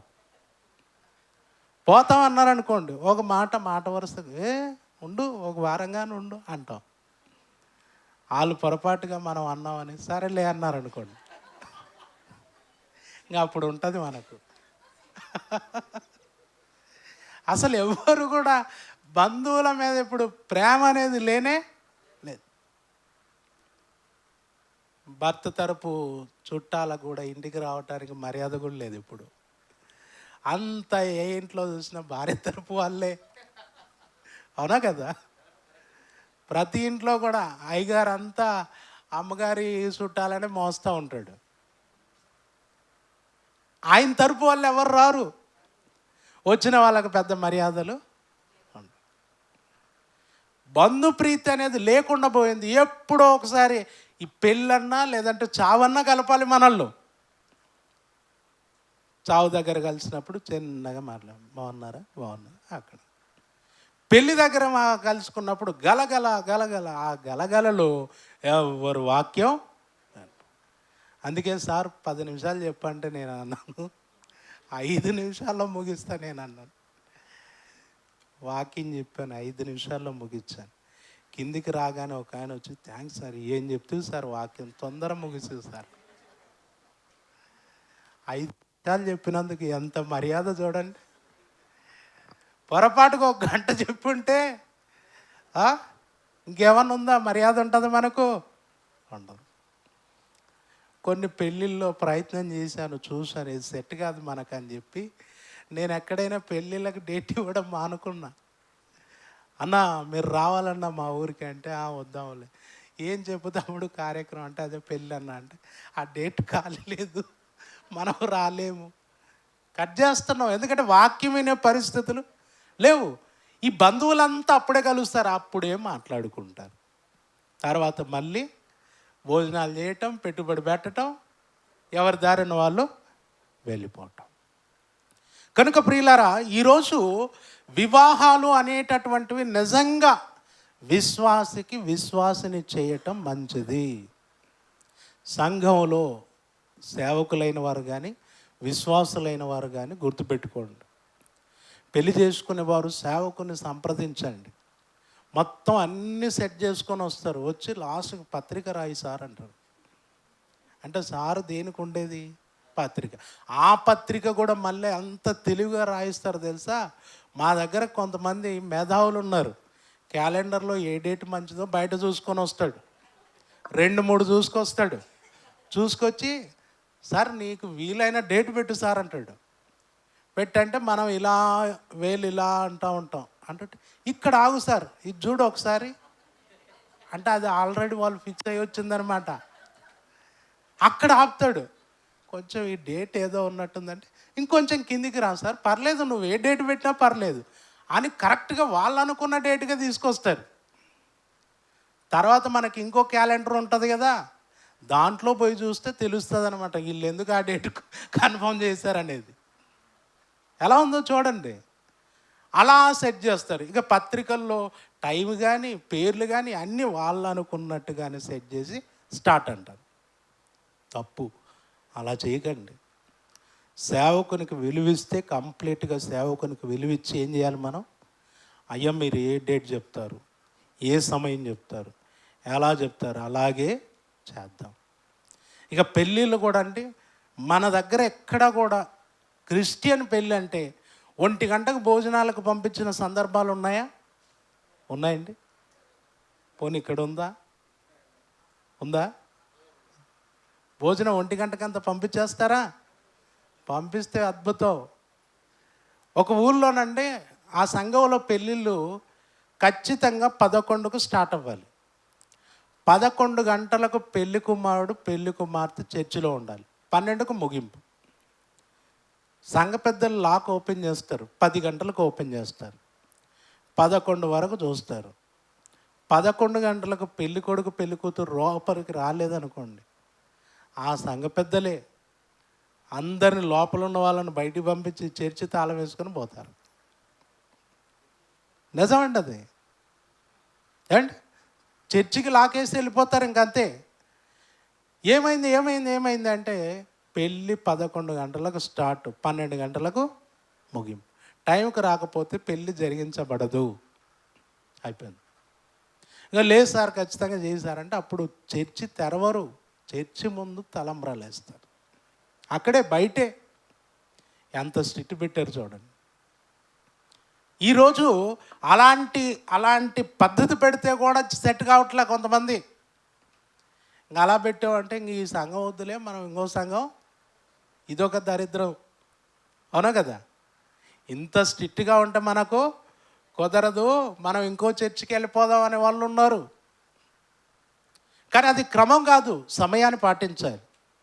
విశ్వాసకి విశ్వాసనే చేయాలి. ఇక్కడ ఒక విషయం గమనించండి, ఇది చెప్పి నేను ముందుకెళ్తాను. విశ్వాసకి విశ్వాసే చెయ్యాలని నేను ఎందుకంటానంటే,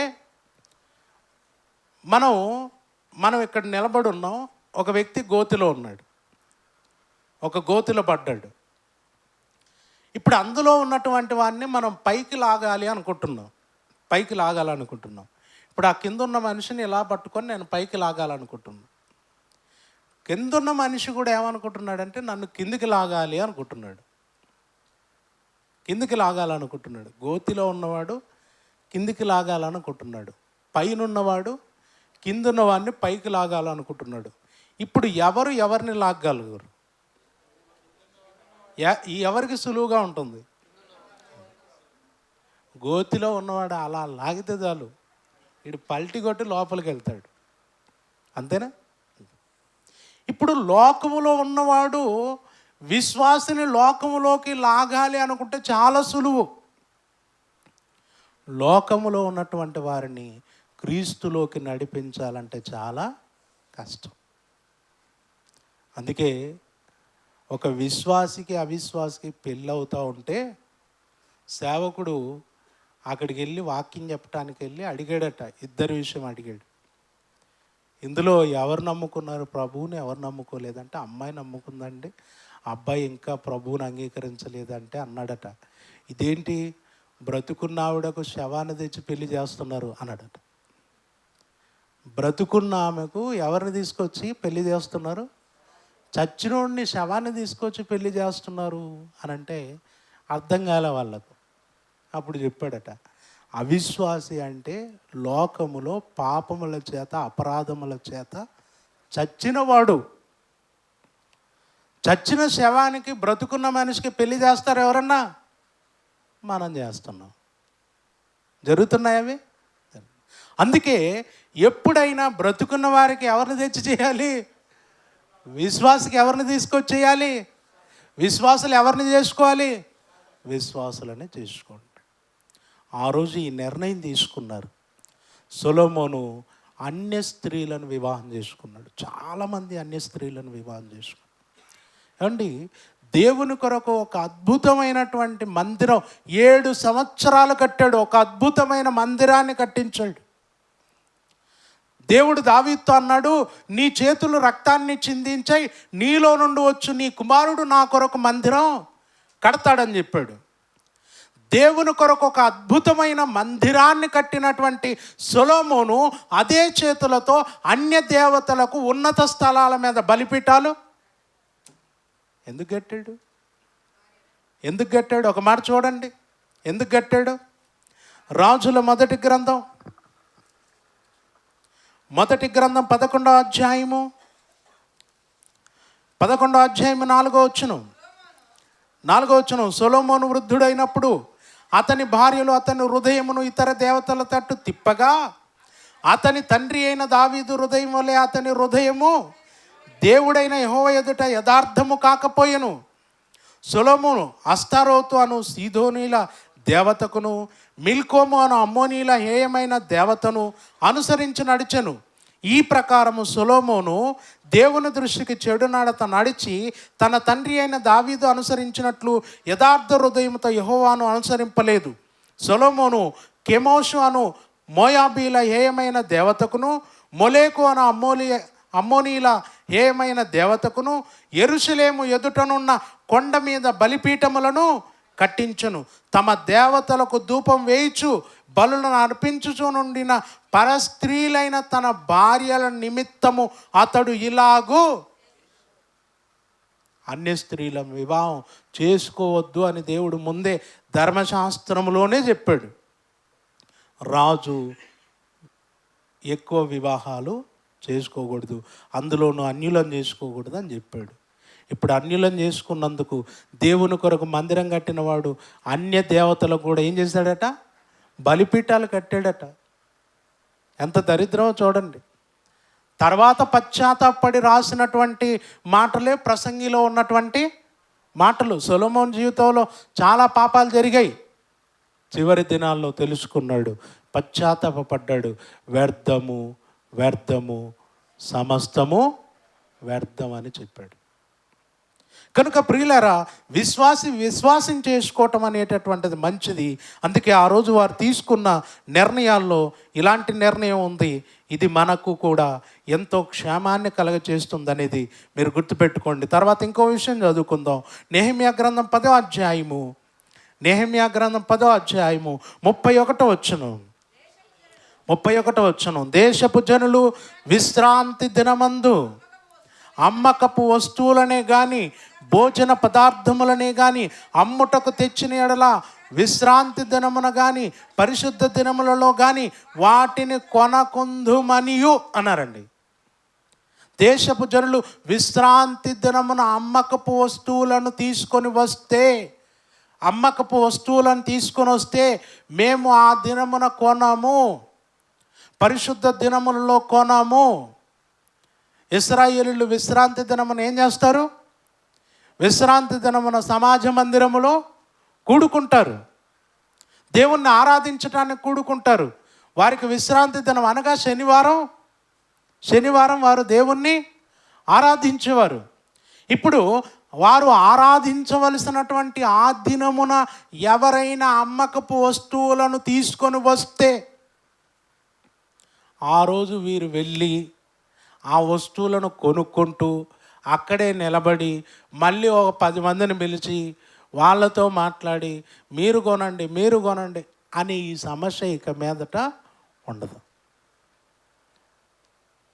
అసలు విశ్రాంతి దినమున ఏ వస్తువులను మేము కొనం. ఇప్పుడు మనం దేవుణ్ణి ఆరాధించటానికి కూడుకునే దినం ఏదండి? ఆదివారమే చాలామంది మన వీధులెంట ఏం తీసుకొని వస్తారు? సామాన్లు వస్తాయి ఏమండి, చికెన్ గిన్నెలు వస్తారు, పిన్నిసులు వస్తారు, అందరూ వస్తారా ఆదివారమే?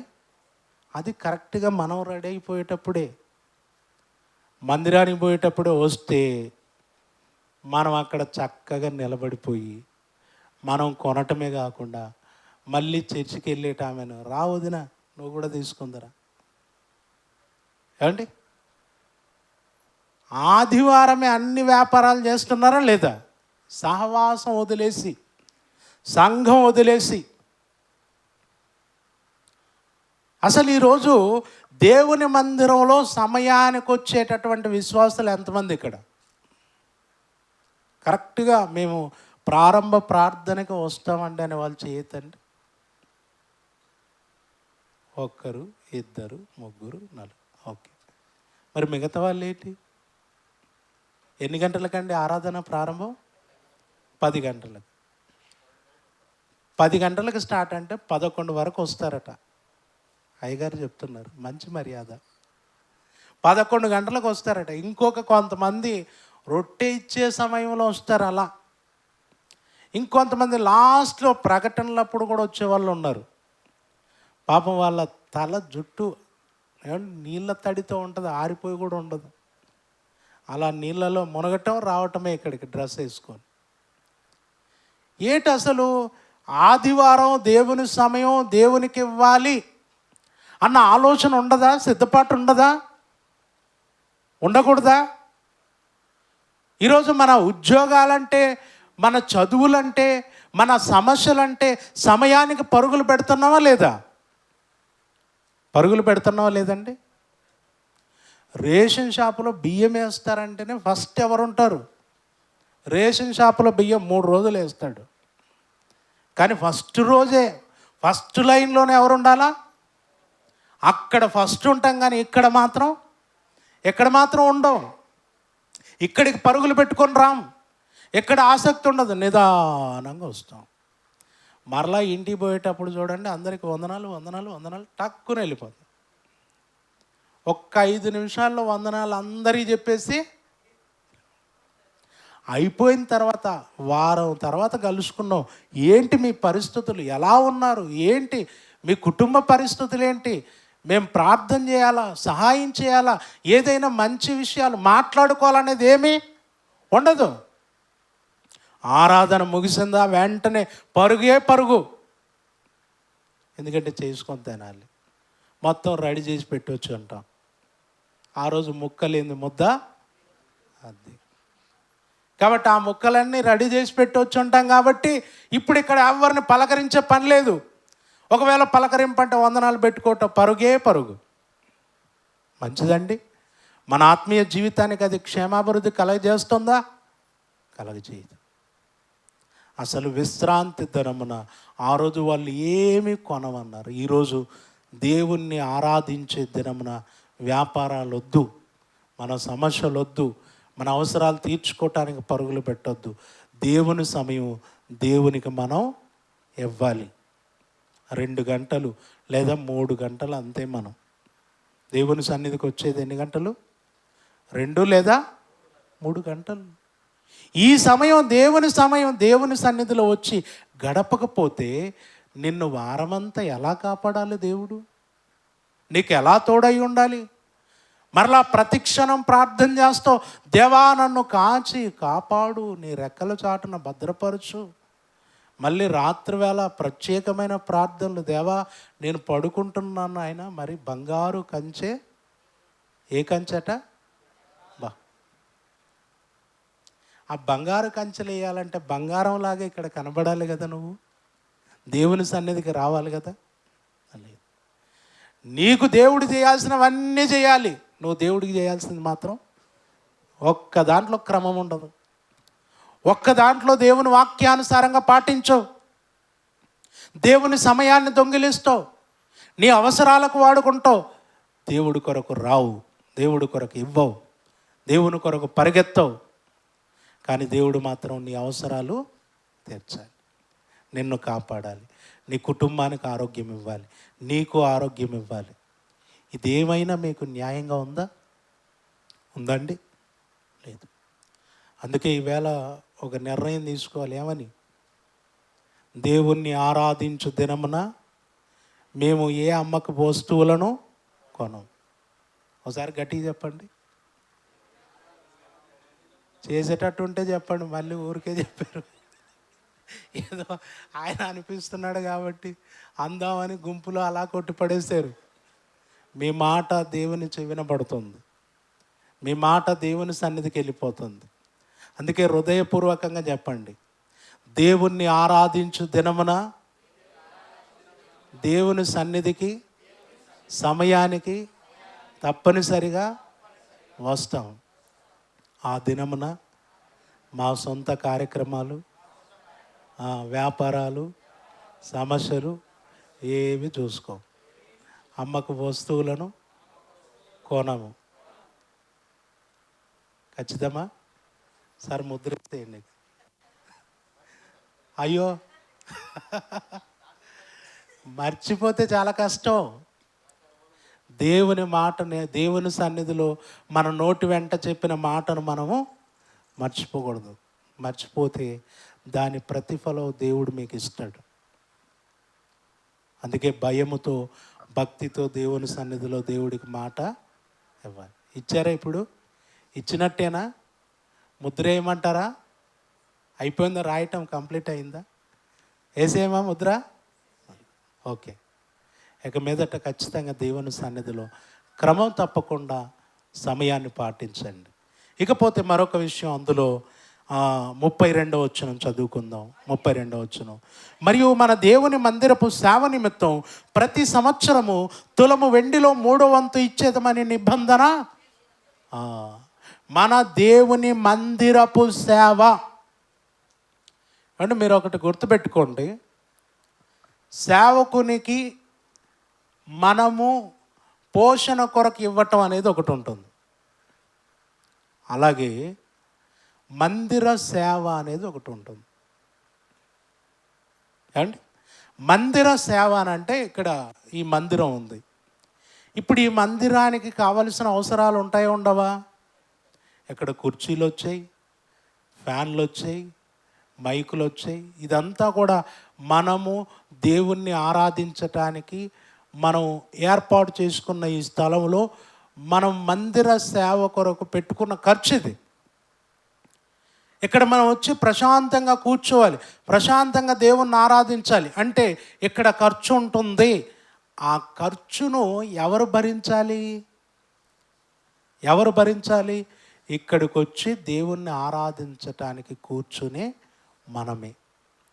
అందుకే మన కష్టార్జితంలో, మనం సంపాదించే దాంట్లో మనం ఎప్పుడైనా కానీ గుర్తుపెట్టుకోవాల్సింది ఏంటంటే, మందిర సేవ కొరకు కొంత భాగం తీయాలి.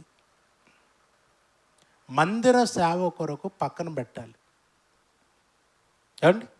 మందిర సేవ కొరకు ఇవ్వటం అనేది చాలా చాలా ప్రాముఖ్యం. ఎందుకంటే మందిర సేవ కొరకు ఇస్తే దాన్ని ఇక్కడ ఉన్నవారు వాడుకొని మనకు అవసరమైనటువంటి ఏర్పాట్లన్నీ కూడా చేస్తారు. మందిర సేవ ఇది మర్చిపోకండి. ఆ రోజు ఇశ్రాయేలీయులు అరణ్య ప్రయాణంలో ఉన్నప్పుడు అడిగాడు దేవుడు, ఇదిగో నేను వారి మధ్య నివసించటానికి, వారి మధ్య సంచరించటానికి నాకు ఒక పరిశుద్ధ స్థలమును నిర్మించండి మోషే అన్నాడు. అరణ్యములో దేవుడికి ఏం కావాలట? నివాసం కావాలట. ఇప్పుడు వీళ్ళకే నివాసం లేక ఎక్కడ తిరుగుతున్నారు? వీళ్ళంతా అరణ్యములో తిరుగుతూ ఉన్నారు, ప్రయాణంలో ఉన్నారు. ఇంకా కనాను దేశానికి, వాగ్దాత దేశానికి వెళ్ళలేదు. ప్రయాణంలో ఉన్నటువంటి వీరితో నాకు నివాసం కావాలని అడిగాడు దేవుడు.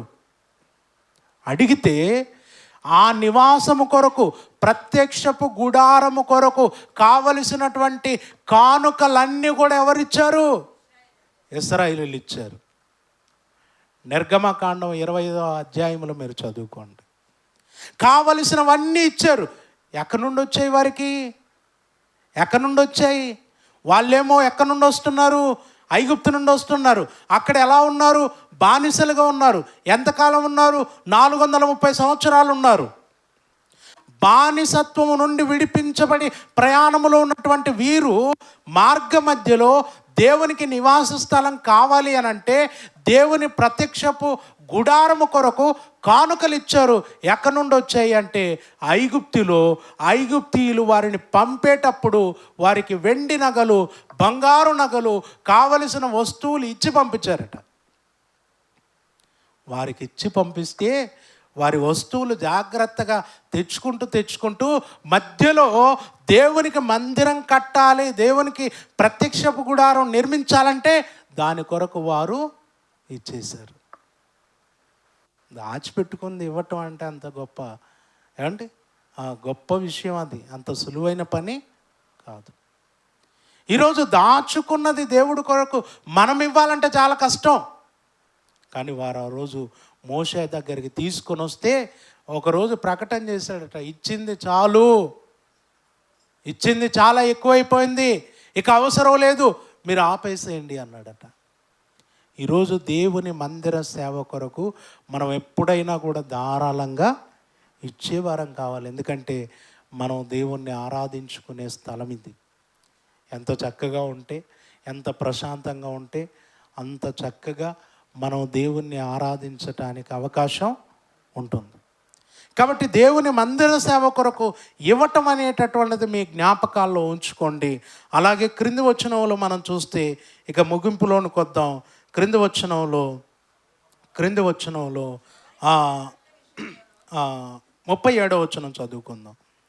37వ వచనం. ఇదియుగాక మా పిండిలో ప్రథమ ఫలములను, ప్రతిష్టార్పణలను, సకల విధములైన వృక్షముల ఫలములు, ద్రాక్షరసము, నూనె మొదలైన వాటిని మా దేవుని మందిరపు గదులలోనికి యాజకుల యొద్దకు తెచ్చినట్లుగా మా భూమి పంటలో 10వ వంతును లేవీల యొద్దకు తీసుకొని వచ్చినట్లుగా ప్రతి పంటలోనూ పట్టణంలోనున్న మా పంటలో 10వ వంతును ఆ లేవీలకు ఇచ్చినట్లుగా నిర్ణయించుకొంటిమి.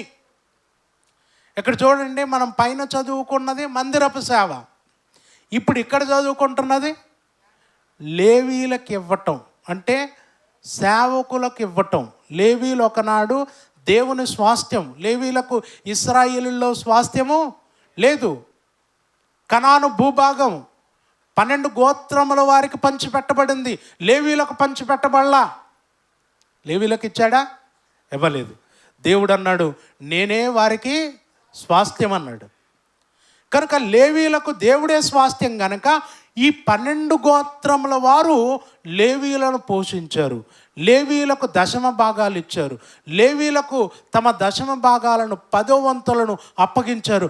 ప్రతి దాంట్లో తీసుకొని వచ్చారు 10వ వంతు. ఇప్పుడు ఈరోజు మనల్ని ఆత్మీయంగా బలపరిచే సేవకునికి, మన కొరకు తన జీవితాన్ని పరిచర్యకు అంకితం చేసుకున్నటువంటి సేవకుని మనము పోషించేటటువంటి బాధ్యత కలిగి ఉన్నాం. ఆ భారం మన మీద ఉంది. ఏమండి, క్రొత్త నిబంధనలో ఈ నియమాన్ని చాలా అద్భుతంగా, చాలా చక్కగా ప్రభువు కానీ పౌలు గారు కానీ చెప్పారు. ప్రభు అన్నాడు, పనివాడు జీతమునకు పాత్రుడు.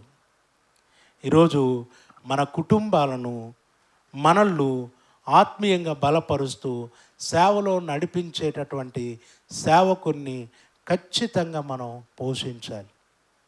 వారి అవసరాలు చూడాలి, వారి అవసరాలకు మనం సహకరించాలి. ఈరోజు చాలా సంఘాల్లో సేవకుల పరిస్థితి, వారి ఇబ్బందులు అంతా ఇంత కాదు. ఆర్థికంగా నలిగిపోతున్న వారు చాలామంది ఉన్నారు. ఏమంటే చాలామంది సేవకులను నేను చూశాను, వాళ్ళ ఇబ్బందులను గురించి విన్నాను. చాలా బాధేస్తుంది. సంఘంలో ఏ సమస్య వచ్చినా మనం సేవకునితో చెప్తాం, ఏ ఇబ్బంది కలిగినా సేవకునితో చెప్తాం. మా కొరకు ప్రార్థన చేయండి అంటాం. సేవకునికి ప్రార్థన చేయమని చెప్పి మన సమస్య కొరకు, మన అవసరత కొరకు ప్రార్థన చేయించుకుంటాం. కానీ ఎప్పుడైనా సేవకుని యొక్క సమస్యలు, సేవకుని యొక్క అవసరతలు ఎప్పుడైనా ఆలోచించారా? అడిగారండి? అడగాలి మనం. ఒకానొక సందర్భంలో ఆర్థికంగా బాగా ఇబ్బంది అయిపోయి నలిగిపోతున్న పరిస్థితుల్లో నాకు పరిచయం ఉన్నటువంటి ఒక వ్యక్తి, ఉద్యోగస్తుడు, బాగా సంపాదించేవాడు, ఏమంటే నా గురించి బాగా తెలిసినవాడు, ఒకానొక పరిస్థితుల్లో నేను మాట్లాడుతూ, నేను పని చేసుకోవాలనుకుంటున్నాను అన్నాను. సేవలోకి 2005లో వచ్చాను నేను. 2005 అంటే ఇప్పుడు ఇది 2025, 20 సంవత్సరాలు అయింది. నేను సేవలోకి వచ్చి 20 సంవత్సరాలు అయింది. మొదట గట్టు మండలం, ఐజా ప్రాంతాల్లో అక్కడ పరిచర్య చేసేవాడిని. తర్వాత కర్నూలు ప్రాంతానికి వచ్చాను. కర్నూలులో నేను పరిచర్య చేసినటువంటి ప్రాంతం, అక్కడ సంఘం ఉంది. ఇంచుమించు ఒక 100 మంది వస్తారు మా దగ్గరికి. తర్వాత ఇప్పుడు ఒక 10 సంవత్సరాలుగా అలంపూర్లో కూడా స్థానిక సంఘంలో కూడా సేవకునిగా పనిచేస్తున్నాను. 2 సంఘాలు ఉన్నాయి. తర్వాత నాతో పాటు ఒక 3-4 సేవకులు కలిసి పరిచర్య చేస్తారు. మాతో పాటు ఉండే సహోదరులు ఎంతో ఐక్యతతో చక్కగా మేము కొనసాగుతూ ఉంటాం. అయితే పరిచర్య ప్రారంభ దినాల్లో చాలా ఇబ్బంది పడ్డాం. ఆర్థికపరమైన సమస్యలు, ఇబ్బందులు ఎన్నో ఎదుర్కొన్నాం. ఒకానొక సందర్భంలో ఒక ఆయనతో చెప్తే, నేను పని చేసుకోవాలనుకుంటున్నాను అంటే అప్పుడు ఏమనాలి? నిజానికి ఏమనాలి? ఒక సేవకుడు పని చేసుకోవాలనుకుంటున్నాను అంటే ఏమంటారు? అయ్యో, మీరు సేవకు వచ్చారు, మీరు దేవుడికి అంకితమయ్యారు, మీరు మీ జీవనోపాధి కొరకు పని వద్దు, చేసుకోవటంలో తప్పులేదు. కానీ చెప్పే వాళ్ళు ఏం చెప్పాలి? పని చేయడం వద్దు, పరిచర్యకు అంకితం అయ్యారు, నమ్మకంగా పరిచర్య చేయండి, మీ కొరకు మేము ప్రార్థన చేస్తాం, మేము సహకరిస్తాం అని చెప్పాలి. కానీ ఆ మాట చెప్పకుండా ఆయన ఏమన్నాడంటే, మంచి నిర్ణయం తీసుకున్నావు నీవు అన్నాడు. ఏమన్నాడు? మంచి నిర్ణయం అట. ఏ నిర్ణయం? ఇప్పుడు పనికి వెళ్తే వాకింగ్ చెప్తాం మనం, పనికి వెళ్తే ఇంత ప్రసంగం వస్తుందా అండి? ఇప్పుడు ఇన్ని విషయాలు మాట్లాడుతున్నాం కదా, పని చేసుకుంటూ మాట్లాడగలమా? లేదు. పనిలోకి వెళ్ళిపోయామంటే పని మీద ధ్యాస, ఇదే పనిగా ఉంటే దీని మీదే ధ్యాస. అందుకే ఒక సేవకు అంకితమై సేవలో కొనసాగుతున్న సేవకుని మనం ఆర్థికంగా ప్రోత్సహించాలే కానీ సార్ కూడా ఏదైనా పని చేసుకుంటే బాగుంటుంది మరి అనకూడదు. సేవకుని పోషించటం మన బాధ్యత. పౌలు గారు అన్నారు, ఏమన్నారంటే, నూర్చెడి ఎద్దుమూతికి చిక్కము పెట్టవద్దు అన్నాడు. నూర్చెడి ఎద్దుమూతికి చిక్కం పెట్టొద్దట. కళ్ళము త్రొక్కుచున్న ఎద్దుమూతికి చిక్కం పెట్టకూడదట. మనళ్ళు కళ్ళవును బాగా తొక్కిస్తారు ఎద్దులతో, పాతకాలంలో అలాగే జరిగింది. కానీ అది తినకూడదని చెప్పేసి ఏం చేస్తారు, మళ్ళీ చిక్కం పెడతారు. అలా చేయొద్దండి అన్నాడు. ఇశ్రాయేలీయులు అలా చేయకూడదట. ఎందుకు అంటే అది కష్టపడుతుంది, కళ్ళం తొక్కుతుంది, కాస్త తినాలనుకుంటుంది, ఆకలేసినప్పుడు తిననివ్వండి అని. దాని ద్వారా ఏం పాఠం చెప్పాలనుకున్నాడు? ఏ పాఠం చెప్పాలనుకున్నాడు? మీ కొరకు పరిచర్య చేసే సేవకుని మీరు పోషించకుండా వదిలేయకండి, పోషించండి, అతని అవసరాలు చూడండి అని చెప్పాడు. కనుక ఈరోజు సేవకుల అవసరాలు, సేవకుని యొక్క బాధ్యత సంఘం మీద ఉంటుంది. చూడాలి, ఇవ్వాలి, చెయ్యాలి, సేవకుని ఆర్థికంగా బలపరచాలి, సేవలో ముందుకు నడిపించాలి. ఆ నిర్ణయం వారు తీసుకున్నారు. అది చాలా మంచిది. 10వ వంతు అన్నారు. ఈరోజు 10వ వంతు అని అంటే చాలామంది ఏమంటారు, 10వ వంతు మనది కాదు అంటారు. 10వ వంతు ఎవరిదట? ఇశ్రాయేలీయులది. 10వ వంతు ఇశ్రాయేలీయులు ఇవ్వాలి, 10వ భాగం ఇశ్రాయేలీయులు ఇవ్వాలి, 10వ భాగం మనది కాదు అంటాడు. మరి 10వ భాగం కాదు అన్నారు, సరే మనది ఏ భాగం? క్రొత్త నిబంధనలు ఏం చెప్పాడు? 10వ భాగం ఇవ్వండి అని మేము ఎక్కడని చెప్పామనుకోండి, 10వ భాగం మనం కాదు ఇవ్వాల్సింది, 10వ భాగం లేవీలకు ఇవ్వాలి, ఇశ్రాయేలీయులు ఇవ్వాలి అని వాదించి చెప్పి, మనం ఏమి ఇవ్వాలి అంటే వర్ధిల్లిన కొలది ఇవ్వాలి అని చెప్పి, ఆ వర్ధిల్లిన కొలది ఇవ్వడు, 10వ భాగము 2 ఇవ్వరు. వాదన అయితే కరెక్ట్గా చేస్తారు. కనుక నేనన్నాను మా సంఘంలో, మీరు అది ఎలాగో ఇచ్చి చావరు, ఇదే ఇచ్చి చావండి అన్న. ఆ వర్ధిల్లిన కొలది మీతోని కాదు, ఇదైనా ఇవ్వండి అన్న. ఇది కూడా కరెక్ట్గా కాదు. ఏమండి, 10వ భాగం అంటే ఎంత? 100 రూపాయల్లో 10 రూపాయలు, 100 రూపాయల్లో 10 రూపాయలు. 10,000 వచ్చింది అనుకోండి, ఎంత 10వ భాగం? 20,000 వచ్చింది అనుకోండి, ఎంత? మరి ఇస్తారా? అది కూడా కాదు. 10వ భాగం కూడా క్రమంగా లేదు. కనుక ఏదో ఒక పేరు పెట్టాం, కొనసాగండి. కానీ ఖచ్చితంగా నీ కష్టార్జితం దేవుని మందిరానికి రావాలి. ఎందుకంటే దేవుడు ఒక మాట అన్నాడు, ఏమన్నాడు తెలుసా? నా మందిరములో నిత్యము ఆహారం ఉండునట్లు నా మందిరపు నిధులలోనికి 10వ వంతులను తీసుకుని రండి, తీసుకుని వచ్చి మీరు నన్ను శోధించండి, అప్పుడు నేను ఆకాశపు వాక్యములను విప్పి పట్టజాలనంత దీవెనలు కుమ్మరిస్తాను. పట్టజాలనంత. ఏమండి, ఇచ్చి శోధించండి అని చెప్పాడు దేవుడు. ఎంత గొప్ప మాట చెప్పాడు చూడు. మనమేమో ఇవ్వకుండానే శోధన మాత్రం ఖచ్చితంగా ఉంటుంది. ఇంకొక విషయం ఏంటంటే, మనం పట్టుకున్నామంటే కనపడదు దేవుడికి ఇచ్చేటప్పుడు. మనకు దేవుడు ఇచ్చేటప్పుడు మాత్రం పట్టజాలనంత ఇవ్వాలంటాం. మనదేమో పట్టుకుంటే కనబడుతున్నాము. లేదు సార్, ఎందుకంటే కుడి చేత చేయనది, అందుకు మేము అలా మూసుకొని ఇస్తామంటారేమో. మీరు తెరిచి ఇచ్చినా కనపడదు అది. మనం పట్టుకున్నది కనబడదు. కానీ దేవుడు మాత్రం ఎలా ఇవ్వాలి? పట్టజాలనంత ఇచ్చేయని ఆయన, కింద పడినా పర్వాలేదు, మేమంతా ఊడ్చుకొని ఎత్తుకొని పోతాం. దేవుడు అలా ఇవ్వాలి. మనమేమో దేవుడు కూడా ఏం బాధపడటంలా, నాయన నువ్వు ఇచ్చేది క్రమంగా ఇవ్వు, నేను మాత్రం ఇచ్చేది మాత్రం పట్టజాలనంత. ఎంత అద్భుతం అండి దేవుడు. ఇంకొక ఆశ్చర్యకరమైన విషయం చెప్పి నేను ముగింపుకు వస్తాను. అసలు దేవుడు కొరకు ఇచ్చేది మీరు ఎప్పుడైనా గుర్తుపెట్టుకోండి, దేవుని కొరకు మనం ఇచ్చేది మనదా దేవుందా? గట్టిగా చెప్పండి అమ్మా. మీది కాదా? మీరు ఉద్యోగం చేసి కాదా ఇచ్చేది? మీరు కూలి పని చేసి కాదా ఇచ్చేది? మీరు కాదా? మీరా కదా? దావీదు దేవుని మందిరానికి కానుకలు ఇచ్చాడండి. దేవుని మందిర నిర్మాణానికి కానుకలు ఇచ్చాడు. మీరు గుర్తుపెట్టుకోండి, దేవుని కొరకు మందిరం కట్టాలనుకున్న ఆలోచన ఎవరిది? దావీదుది. కట్టింది ఎవరు? సొలొమోను. కానీ ఇక్కడ ఒక విషయం గమనించాలి.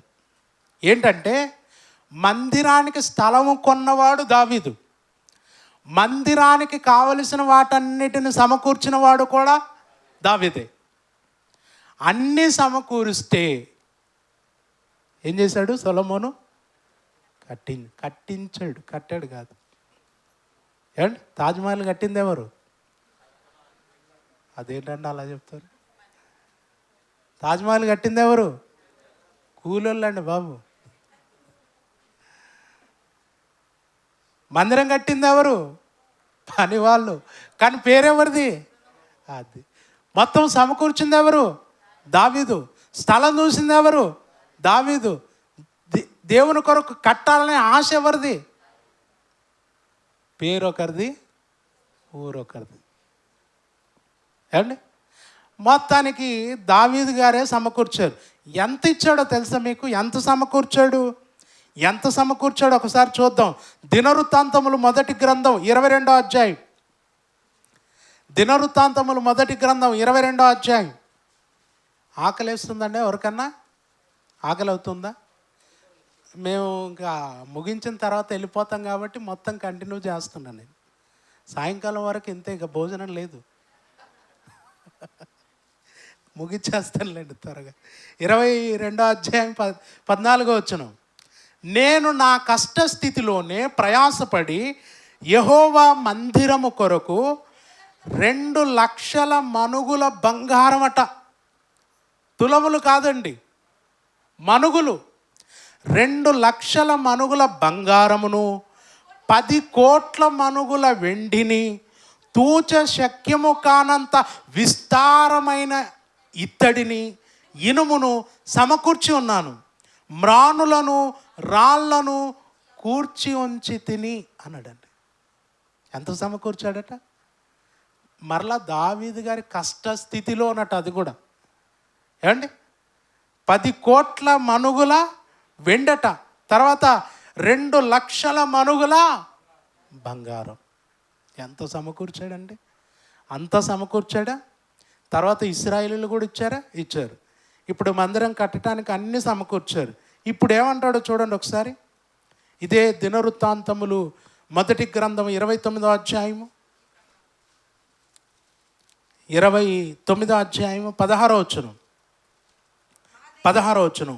మా దేవా యెహోవా, నీ పరిశుద్ధ నామము యొక్క ఘనత కొరకు మందిరము కట్టించుటకై మేము సమకూర్చిన ఈ వస్తు సముదాయమును నీ వలన కలిగినదే అంతయు నీదై ఉన్నది. 10 కోట్ల మనుగుల వెండి సమకూర్చాడు, 2 లక్షల మనుగుల బంగారం సమకూర్చాడు, లెక్కలేనంత ఇనుమును ఇత్తడిని సమకూర్చాడు. కష్టస్థితిలో అంతా సమకూర్చి మందిరం కొరకు పెట్టి ఏమన్నాడు? దేవా, ఇది మాది కాదు నీదే అన్నాడు. ఇప్పుడు మనము ఇచ్చామంటే మళ్ళీ మన గురించి 10 సార్లు చెప్పాలి. చెప్పకపోతే సమస్య, మర్చిపోతే సమస్య. చెప్పే అలవాటు ఇక్కడ కూడా ఉందా? మా దగ్గర పెట్టారు అలంపూర్లో, కర్నూలులో లేదండి. నేను పరిచర్య ప్రారంభించిన చోట పెట్టలా, అలంపూర్లో పెట్టారు. దశమ భాగము అనేది ప్రారంభించాను. ఎవరికి చెప్పకండి, ఎవరిస్తారో తీసుకొని సమకూర్చి సంవత్సరం నాడు సంఘం ముందు ఏదైనా చెప్పాల్సి ఉంటే చెప్పండి అని చెప్పారు. ప్రతి వారం ఈమె 200 ఇచ్చింది, ఆమె 500 ఇచ్చింది అని చెప్పడం మొదలుపెట్టారు. సంఘ పెద్దలే పెట్టారు అలవాటు. ఎవరన్నా పొరపాటుగా ఒక్కరిని మర్చిపోయారు అనుకోండి, కింద నుండే అన్నా మాది మర్చిపోయినావు చూడన్నా, 100-200 గురించి. ఇప్పుడు వీళ్ళు అవునమ్మా కొద్దిగా ఆగమ్మా అని లిస్టు చూసి వీళ్ళు చెప్తారు మళ్ళీ వద్దు వద్దు వద్దు అని చెప్పి. ఇప్పుడు వాళ్ళు అదే సమస్యను ఎదుర్కొంటున్నారు. వాళ్ళే అంటారు చెప్పకపోతే మళ్ళీ కొట్లాటలు అవుతాయట. ఏమవుతాయట? పొదుపు సంఘం ఏది కొట్లాడుకునేగా? ఏమండి, పొదుపు సంఘాలు అవి లెక్కలు చెప్పకపోతే కొట్లాడటానికి? ఇది ఏంటి? క్రీస్తు సంఘం, దేవుని సంఘం. ఈ సంఘంలో ఇచ్చింది ఎవరికి? దేవుడికి. మనకి ఇస్తానన్నది ఎవరు? దేవుడు. ఇచ్చింది ఎవరిది? ఎంత విచిత్రమో చూడండి. మనం ఇచ్చి మళ్ళీ మనకు పేరు రావాలి. ఒక చర్చికి వెళ్తే కూర్చున్నాం, కుర్చీలు అన్నీ ఒకటే కలర్ ఉన్నాయి, ఇక్కడ ఉన్నట్టే. ప్రతి కుర్చీకి వెనకాల పేరు ఉంది, ఇచ్చిన ఆయన పేరు. 1000 కుర్చీలు ఉంటే 1000 కుర్చీలకు పేరు ఉంది. ఫ్యాన్ ఉంది పైన, ఫ్యాన్కి 3 రెక్కలు ఉంటాయి, 4? 3 ఉన్నదంటే 4 ఉంది. 3 రెక్కలు ఉంటే 3 రెక్కల మీద పేర్లే. ఎవరి పేర్లు? ఇచ్చిన ఆయన పేరు. కానుక పెట్టె మీద ఒక ఆయన పేరు. ఎందుకని? ఆ పెట్టె ఆయన ఇచ్చాడని. బీరువా ఉంటే బీరువా మీద పేరు ఆయన ఇచ్చాడని. పొరపాటుగా పాస్టర్ గారికి బట్టలు ఇస్తే ఇంకా దాని మీద పేరు మర్చిపోయారు. అంటే ఒకవేళ సార్ ఉండి సర్లేండి పేరు వేసుకోండి అన్నారనుకోండి, వీటి నుండి ఇటు వరకు వేసేస్తారు. డౌట్ ఏమి? అవునా కదా? ఎందుకంటే ప్రతి చోట చెప్పలేవు, మేమే సార్కి బట్టలు ఈ సంవత్సరం ఇప్పించిందని చెప్పలేం కాబట్టి పేరు వేసుకోండి అన్నాడు అనుకోండి సారు, ముందు వెనక చాలామంది వెనకాల సువార్థికులు వేసుకుంటుంటారు లోకరక్షకుడు యేసుక్రీస్తు అని. ఇంకా అది అవసరంలా, స్పాన్సర్ చేసిన వాళ్ళు పేరు వేయాలన్నమాట. ఉందా ఈ పిచ్చి? ఉందా? అసలు దావీదు మందిరం కొరకు అన్ని సమకూర్చి, బంగారు వెండి అన్ని సమకూర్చి స్థలం కొని మందిరం కట్టాలని ఆశతో ఉన్న ఆ మందిరానికే దావీదు మందిరం అని పేరు రాలే, సొలొమోను మందిరం అని పేరు వచ్చింది. ఎవరి మందిరం అంటది? సొలొమోను మందిరం. దావీదు పేరు లేదు. ఇప్పుడు మనమైతే వేరే పేరు చెప్పాలా? సార్ మర్చిపోయిన అవసరం, సార్ మర్చిపోయిన అవసరం. ఎంత సమస్య. ఇచ్చిన దావీదు కూడా అంటున్నాడు, ఇదంతా నీదే, నీకు ఇస్తున్నా, నీదే నీకు ఇస్తున్నావు. అందుకే ఇచ్చేటప్పుడు మన మనసు ఎలా ఉండాలి? దేవా, ఈ వారమంతా నాకు బలం ఇచ్చావు, ఆరోగ్యం ఇచ్చావు, నేను కష్టపడ్డాను, సంపాదించాను, నీవిచ్చిన బలముతో నీవు నాకు ఇచ్చినటువంటి దానిని నీ కొరకు నేను ఇస్తున్నాను. అప్పుడు నా కొరకు పట్టజాలనంత దీవెనలు కుమ్మరించు నాయన అని నువ్వు అడగాల్సిన అవసరమే లేదు. హిజ్కియా చూడండి, హిజ్కియా ప్రార్థన చేశాడు. ఎలా ప్రార్థన చేశాడు? దేవా, ఏంటి నాయన అప్పుడే నా ఆయుష్కాలం ముగిసిపోతుందా? అప్పుడే పిలుచుకుంటావా ఏంటి? నేను ఇంకా కొంతకాలం ఉండాలనుకుంటున్నాను, నాకు ఆరోగ్యం ఇవ్వు, నన్ను బ్రతికించి అన్నాడా? ఏమనలా. యెషయా గారు వచ్చారు, నువ్వు మరణమవుచున్నావు, నీ ఇల్లు చక్కబెట్టుకో అన్నాడు. వెంటనే గోడ తట్టు తిరిగాడు, ఒకే మాట, దేవా యెహోవా, యథార్థ హృదయుడనై నీ సన్నిధిని నేను ఎట్లు నడుచుకుంటునో కృపతో జ్ఞాపకం చేసుకో. మనమేమో ఇది పోవాలని ఆయన, ఈ రోగం పోవాలని ఆయన, ఇప్పుడే పోవాలని ఆయన. ఎడబోతుంది ఇప్పుడే? అలా కాదు.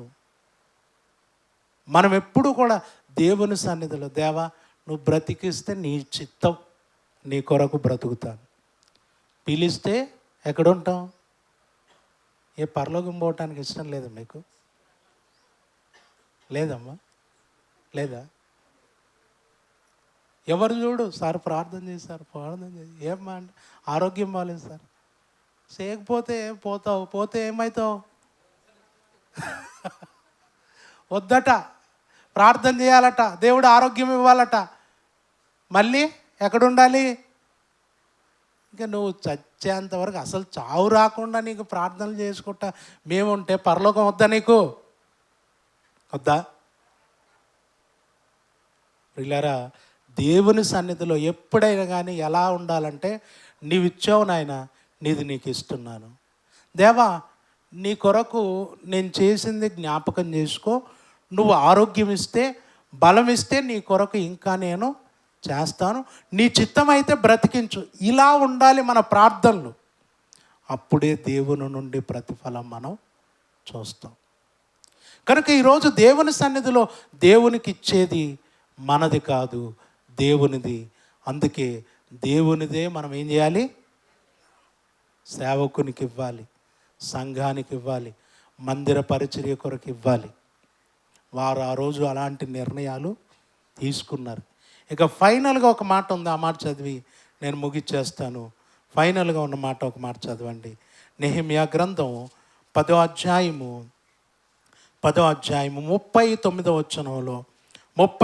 వచనంలో ఇశ్రాయేలీయులను లేవీయులను ధాన్యమును, క్రొత్త ద్రాక్షారసమును, నూనెను తేగ, సేవ చేయు యాజకులను, ద్వారపాలకులను, గాయకులను వాటిని తీసుకొని ప్రతిష్ఠితములగు ఉపకరణములుండు మందిరపు గదులలో ఉంచవలను అని చెబుతూ క్రింద వారు తీసుకున్న నిర్ణయం ఇది వినాలి మీరు. ఏమన్నాడు ఇక్కడ? మా దేవుని మందిరమును,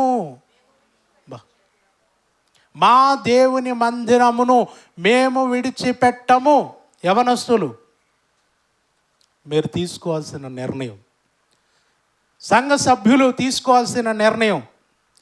దేవుడు మిమ్మును తన సువార్త ద్వారా రక్షించి ఈరోజు ఈ మందిరంలోనికి ఇక్కడికి చేర్చినట్లయితే, దేవుడు ఇక్కడ నిన్ను ఈ కుటుంబంలోనికి చేర్చాడు. ఇది దేవుడు నీకు ఇచ్చిన మందిరం, ఇది దేవుడు నీకు ఇచ్చిన సహవాసం. నీ జీవిత కాలమంతా కూడా నువ్వు ఎలాంటి నిర్ణయం కలిగి ఉండాలంటే, మా దేవుని మందిరమును మేము విడిచిపెట్టాం. ఈ సహవాసములో ఉంటే నువ్వు ఇక్కడే ఉండాలి. కొంతమంది నెలకు ఒక సంఘం మారుతారా? నెలకు ఒక సంఘం. మీది ఏ సంఘం అంటే చెప్పడానికి రాదు, ఎందుకంటే ఒక చోట ఉంటే కదా. నెలకొక సంఘం, నెలకొక చోట కనపడతాడు. అదేంటి? మీరు ఒక విషయం గమనించారా? ఇక్కడ చాలామంది సేవకులు ఉన్నారు, పెద్దవాళ్ళు, నాకంటే పెద్దవాళ్ళు. ఇక్కడ ఉన్నటువంటి మేమంతా కూడా ఒక్కొక్కరు ఒక్కో సిద్ధాంతం కలిగి ఉంటాం. ఇప్పుడు వాక్యం చెప్పేటప్పుడు హల్లెలూయా అనేటటువంటి సేవకులు ఉన్నారు ఇక్కడ? ఉన్నారు. నేను హల్లెలూయా చెప్పను. ఇంతవరకు చెప్పానా? చెప్పలేదు. మీరు చెప్పడానికి రెడీగా ఉన్నారు, కానీ నేను చెప్పాలా. ఇప్పుడు మీరు చెబుతారు, నేను చెప్పను. ఇందులో భేదం ఉంది. తర్వాత పలకరించేటప్పుడు కొంతమంది వందనాలు అంటారు, కొంతమంది ప్రైజ్ లాడ్ అంటారు, కొంతమంది షాలేం అంటారు, కొత్తగా వచ్చింది అది. తర్వాత ఇంకొంతమంది ఏమంటారు? మరణాత అంటారు. ఇంకొంతమంది స్తోత్రం బాబు అంటారు. అది వినలేదు మీరు? అమ్మ వినలేదా? స్తోత్రం బాబు అంటారు. స్తోత్రం బాబు అంటారు. బాబు అంటే తండ్రి అని అర్థం. నాకు ఒకసారి ఒక ఆమె ప్రార్థన చేయించుకోవటానికి తీసుకెళ్ళింది. ఇంటికి తీసుకెళ్తూ ఇటురా బాబు, అటురా బాబు అంటుంది. బాబు అంటే చిన్న పిల్లోని కదా బాబు అంటుందా? ఆమె నాకంటే పెద్దది, చిన్న పిల్లోని కాబట్టి కొంచెం వయసు తక్కువ కాబట్టి బాబు అంటుందిలే అనుకున్నా. అసలు విషయం ఏంటంటే, వాళ్ళు బాబు అని ఎందుకు పిలుస్తారంటే, బాబు అంటే తండ్రి అని అర్థం. సేవకుని ఏమని పిలుస్తున్నారు? తండ్రి బాబు అంటున్నారు అనమాట. స్తోత్రం బాబు అనేది కూడా ఒకటి ఉంది. ఇప్పుడు స్తోత్రం బాబు అనేవాళ్ళు వందనాలు చెప్పరు, వందనాలు చెప్పేవారు హల్లెలూయా చెప్పరు, హల్లెలూయా చెప్పేవారు మరణాత చెప్పరు. ఇప్పుడు భేదాలు ఉన్నాయా లేవా? లేవండి? ఉన్నాయా లేవా? ఉన్నాయి. ఇప్పుడు ఇక్కడ ఉన్నటువంటి మేమంతా ఒకే సిద్ధాంతం కాదు, కానీ ఒక్కటే. ఎలా? ఇప్పుడు ఇక్కడ మా పలకరింపులో, మా బోధలో భేదాభిప్రాయాలు ఉండవచ్చు, కానీ మేము విశ్వాసం ఉంచినటువంటి క్రీస్తు విషయంలో, సువార్త విషయంలో అందరి విశ్వాసం ఒకటే. అవునా కదా? ఒకసారి చప్పట్లు కొట్టారు. నిజమా కాదా? ఎందుకంటే నేను నమ్ముతున్నాను, నా పాప పరిహారము కొరకు యేసుక్రీస్తు సిలువ వేయబడి, మరణించి, సమాధి చేయబడి, 3వ దినమున తిరిగి లేచాడని నేను. ఎక్కడున్న సేవకులు నమ్మట్లేదు, అందరు నమ్మదు. ఇప్పుడు అందులో మాకు ఏమైనా భేదాభిప్రాయం ఉందా? ఇంకా ఈ సిద్ధాంతాలు అనేవి మామూలే. ఇవి బైబిల్ అర్థమైనప్పుడు తెలుసుకుంటాం, అర్థం కానప్పుడు. మనకు రక్షణనిచ్చేది మాత్రం క్రీస్తు యొక్క సువార్త. మనకు పాపక్షమాపణ కలగజేసేది ఏది? సువార్త. ఇప్పుడు ఆ సువార్త విషయంలో ఒక్కటిగా ఉన్నాం. ఇది నేను ఒక 10 సంవత్సరాల క్రిందట అర్థం చేసుకున్నాను. అంతకు మునుపు అందరూ సేవకులను వ్యతిరేకించటమే. ఎందుకంటే మనది అప్పుడు ఇంటర్నేషనల్ అనమాట. ఇంటర్నేషనల్ అంటే సార్కి అర్థమవుతుంది, మీకు అర్థం కాకపోవచ్చు. సేవకులందరినీ కూడా వ్యతిరేకించటమే. వాళ్ళు తప్పు, వీళ్ళు తప్పు, వాళ్ళెంత వీళ్ళెంత అనే టైప్ అనమాట. ఎప్పుడైతే బైబిల్ మనకి ఇంకా పరిపూర్ణంగా తెలీదు, ఇదిగో మనం సిద్ధాంతపరమైన విషయాల్లో మాత్రమే వేరు, క్రీస్తు సువార్త విషయంలో మనందరి విశ్వాసం ఒక్కటే అని ఎప్పుడైతే అర్థమైందో అప్పటి నుండి తోటి సేవకులు కూడా మనవారే. మనకంటే పెద్దవారైనా చిన్నవారైనా మనవారు, మన కుటుంబం అని అర్థమైంది. అప్పటి నుండి సేవకులతో కలిసి వెళ్తాను, సేవకులతో కలిసి పనిచేస్తాను. వారు హల్లెలూయా అన్నా, ఏమన్నా, ఏం చెప్పినా సైలెంట్గా కూర్చొని వినటమే పని. తీర్పులు తీర్చట్లేక. తర్వాత పాస్టర్ అసోసియేషన్లో కూడా పనిచేస్తున్నాను. ఎందుకంటే మనం అంతా ఒక్కటే అన్నప్పుడు ఏంటి భేదాభిప్రాయం ఏంటిక? అందరితో కలిసి ఉన్నాం, అందరితో కలిసి పరిచయం చేస్తున్నాం. పోయిన డిసెంబర్ మాసంలో మా మందిరంలో క్యాండిల్ లైటింగ్ సర్వీస్ జరిగింది. ఈసారి సేవకులకు ఏం గిఫ్ట్ ఇద్దాం అని అంటే నేనే ఆలోచన చెప్పి సుమారు 30 మంది సేవకులకండి. సద్రియా తెలుసు కదండి, వాస్కోట్ అంటారు. వాస్కోట్ అంటే కోట్ లోపల వేసుకుంటారు, అది సద్రియా అంటారు దాన్ని. ఆ సద్రియాను ఏమంటే 35 మంది సేవకులకు గిఫ్ట్గా ఇచ్చామండి. 35 మంది సేవకులకు. ఏమండి ఒకసారి చూడండి, ఇలా బాగున్నాడా సారు? 35 మంది సేవకులకు అందరికీ గిఫ్ట్గా ఇచ్చాం, మా సంఘం తరపున ఇచ్చాం. ఎందుకంటే పండుగ సందర్భంలో చాలాసార్లు మీటింగ్లకు వెళ్తారు సేవకులు, కాబట్టి వేదిక మీద బాగా కనబడాలని చెప్పేసి అనుకొని ఆ గిఫ్ట్ ప్లాన్ చేశాం. చాలా సంతోషపడ్డారండి సేవకులు. అందరికి గుట్టిచ్చాను, నేను తీసుకోలేదు. సరే అంటే 35 మందిలో నాది కూడా ఉంది, 35వ నెంబరు. కానీ 35 మంది సరిపోతే 35 మందికి అడ్జస్ట్ చేసి ఇచ్చాను. ఆ రోజు వాళ్ళ సంతోషం అంతా ఇంత కాదు. ఎందుకంటే సేవకులు, వారి పరిస్థితులు ఒక సేవకునిగా నాకు బాగా తెలుసు. ఇక సేవకులతో ఎక్కడికి వెళ్ళినా సంతోషంగా, సమాధానంగా కలిసి పనిచేస్తాను. ఒకవేళ వాక్య విషయాలు, వాక్యంలో భేదాభిప్రాయాలు ఉంటే కలిసి ప్రశాంతమైన వాతావరణంలో అవకాశం ఉన్నప్పుడు మాట్లాడుకుంటాం, లేకపోతే అవసరం లేదు.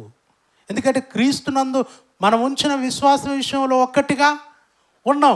మనకు పరలోకాన్ని ఇచ్చేటటువంటి రక్షణ సువార్త విషయంలో మనం ఒక్కటిగా ఒకే విశ్వాసం కలిగి ఉన్నాం. కాబట్టి భేదాభిప్రాయం ఏమీ లేదు. కనుక ఇప్పుడు మనం ఏంటంటే మనమంతా కూడా ఒక చోట సహవాసం కలిగి ఉన్నప్పుడు ఆ సంఘాన్ని వదిలిపెట్టి వెళ్ళకండి. దేవుడు మిమ్మల్ని ఇక్కడ చేర్చాడా, ఇక్కడ పిలిచాడా, ఇక్కడ ఉండండి, ఇక్కడే స్థిరపడండి. కష్టాలు వస్తాయి, సమస్యలు వస్తాయి, భేదాభిప్రాయాలు వస్తాయి.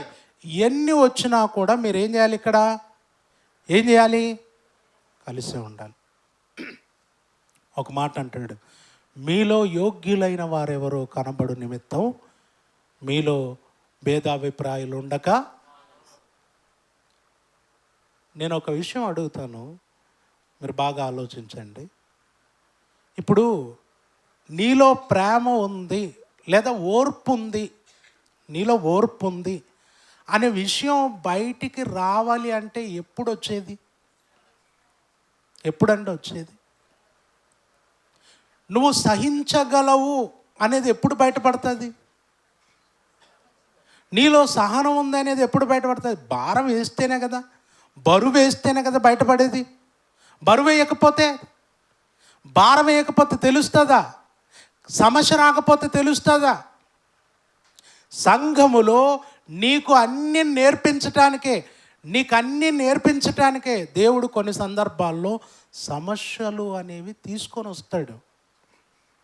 మనం ఏం చేస్తామంటే సమస్య వస్తే సంఘం మారుతాం. చచ్చేలోపు ఒక 10 సంఘాలు మారిన వాళ్ళు కూడా ఉంటారు. ఉన్నారా? తర్వాత నువ్వు చచ్చిన రోజు వాళ్ళు కొట్టుకొని చావాలి, మేము చేయాలో సమాధి కార్యక్రమం మేము చేయాలని. ఎందుకంటే వీళ్ళు బ్రతుకున్నప్పుడు ఒక సంఘం కాదు కదా పోయింది. ఆమె మా సంఘానికి వచ్చిందంటే మా సంఘానికి వచ్చింది. అందుకే ఇంటోళ్ళు ఏం చేస్తారంటే, సార్ మీలో మీరు ఏమన్నా కొట్టుకొని చావండి, కార్యక్రమం మాత్రం సమాధానంగా. అది ఇప్పుడు అలాగే నడుస్తున్నాయి. అవును కదా? ఎందుకు వెళ్ళాలి నీ సహవాసం? ఇక్కడ నీతో ప్రభు ఉన్నాడు, ఇంకొక చోట కూడా నీతో ప్రభు ఉన్నాడు, ఇక్కడున్న ప్రభు అక్కడ ఉన్నాడు. ఈ సంఘంలో నువ్వు చేర్చబడ్డావంటే ఇక్కడే నిలబడు, ఇక్కడే స్థిరపడు, ఇక్కడే బలపడు. కష్టాలు వచ్చినా, సమస్యలు వచ్చినా, ఇబ్బందులు వచ్చినా, సేవకుడు నీ మీద కోప్పడినా, తోటి విశ్వాసులు నిన్ను ఇబ్బంది పెట్టినా, మా దేవుని మందిరమును మేము విడిచిపెట్టాం. ఇలాంటి నిర్ణయాలు ఆ రోజు వాక్యాన్ని జాగ్రత్తగా చూసుకొని తీసుకున్నటువంటి ఇశ్రాయేలీలు, యూదులు తర్వాత స్థిరపడి తమ దేవుని మందిరాన్ని కట్టుకోగలిగారు. ఈరోజు ఉన్నటువంటి మనము, మన సంఘములో యవనస్తులు, విశ్వాసులు ఇలాంటి నిర్ణయాలు ఉండాలి. వాటిని ఖచ్చితంగా అమలు చేసుకోవాలి, వాటికి కట్టుబడి నడుచుకోవాలి. దేవునికి మహిమకరంగా మన జీవితాలను కొనసాగించాలి. ఇలా ఉంటే ఖచ్చితంగా మన సంఘం అన్ని విషయాల్లో క్షేమాభివృద్ధి చెందుతుంది. ఆలోచించండి, మంచి నిర్ణయం తీసుకోండి. ప్రార్థన చేసుకుందాం. అందరూ తలలోంచి కళ్ళు మూసుకోండి. మహోన్నతుడు అయిన మా తండ్రి, దయగలిగిన మా దేవ, మీ కృపతో మీ పిల్లలకు మీ విలువైన మాటలు అందించాం. వారి ఆత్మీయ క్షేమాభివృద్ధి కొరకు, వారు ఆత్మీయంగా బలపడటం కొరకు, మరి ముఖ్యంగా యవనస్తులు మీ పరిచర్యలో ప్రోత్సహింపబడుట కొరకు మీ విలువైన మాటలు వారికి అందించాం. విన్న మాటలు ప్రతి ఒక్కరి హృదయాలలో ఫలింపచేయండి. ప్రతి ఒక్కరూ నాయన మీ నామ ఘనత కొరకు నమ్మకంగా కొనసాగుటకు సహాయం చేయండి. వారి కుటుంబాల్లో, వారి జీవితాల్లో మీరుండి వారి జీవితాలను మీకు మహిమకరంగా వర్ధిల్ల చేయమని ప్రార్థిస్తూ ఉన్నాం. అలాగే నాయన మరి స్థానిక సంఘములోని సేవకుని మీ కృపతో జ్ఞాపకం చేసుకోండి. ఆయన మరి ఎంతో భారమైనటువంటి పరిచర్య నాయన మరి చేతబట్టి ఆత్మల రక్షణ కొరకై, సంఘ క్షేమాభివృద్ధి కొరకై పనిచేస్తున్న మీ దాసుని, తన కుటుంబాన్ని మీ కృపతో దీవించండి. వారికి ఇచ్చిన 2 కుమారులు ఆయన సంఘంలో సంఘస్థులతో పాటు కలిసి పరిచర్యలో ముందుకు వెళ్తున్నారు. మీ పిల్లలు దీవించండి, ఆశీర్వదించండి. అలాగే సంఘంలో ఎంతమంది అయితే నాయన ఆసక్తి కలిగి నమ్మకంగా పనిచేస్తున్నారు, వారిని, వారి కుటుంబాలను, వారి ఆత్మీయ జీవితాలను ఆశీర్వదించి మీకు మహిమకరంగా వర్ధిల్ల చేయమని ప్రార్థిస్తున్నాం. అలాగే ఇక్కడ ఎంతోమంది సేవకులు, పెద్దలు నాయన మరి ఇక్కడికి వచ్చారు. వారి కుటుంబాలు, వారి పరిచర్యలను మీ కృపతో జ్ఞాపకం చేసుకొని ఆశీర్వదించి మీకు మహిమకరంగా వర్ధిల్ల చేయమని తల వంచిన మా ప్రియులందరినీ, మా కుటుంబాలను మీ కరుణ గల హస్తాలకు అప్పగించుకుంటూ తిరిగి నాయన వెళుతున్న మాతోనూ నిలుస్తున్న మీ పిల్లలతోనూ మీ కృపాక్షేమాలుంచి నడిపించి మా ద్వారా మహిం పొందమని, మీ చిత్తమైతే మరొకసారి కలుసుకునే భాగ్యం దయచేయమని కోరుకుంటూ మా ప్రభువును మీ ప్రియ కుమారుడైన యేసు క్రీస్తు వారి పవిత్రమైన నామమున ఈ ప్రార్థన మీకు సమర్పించి అడిగి వేడుకుంటున్నాం మా తండ్రి. ఆమేన్. ఆమేన్. చప్పట్లు కొడుతూ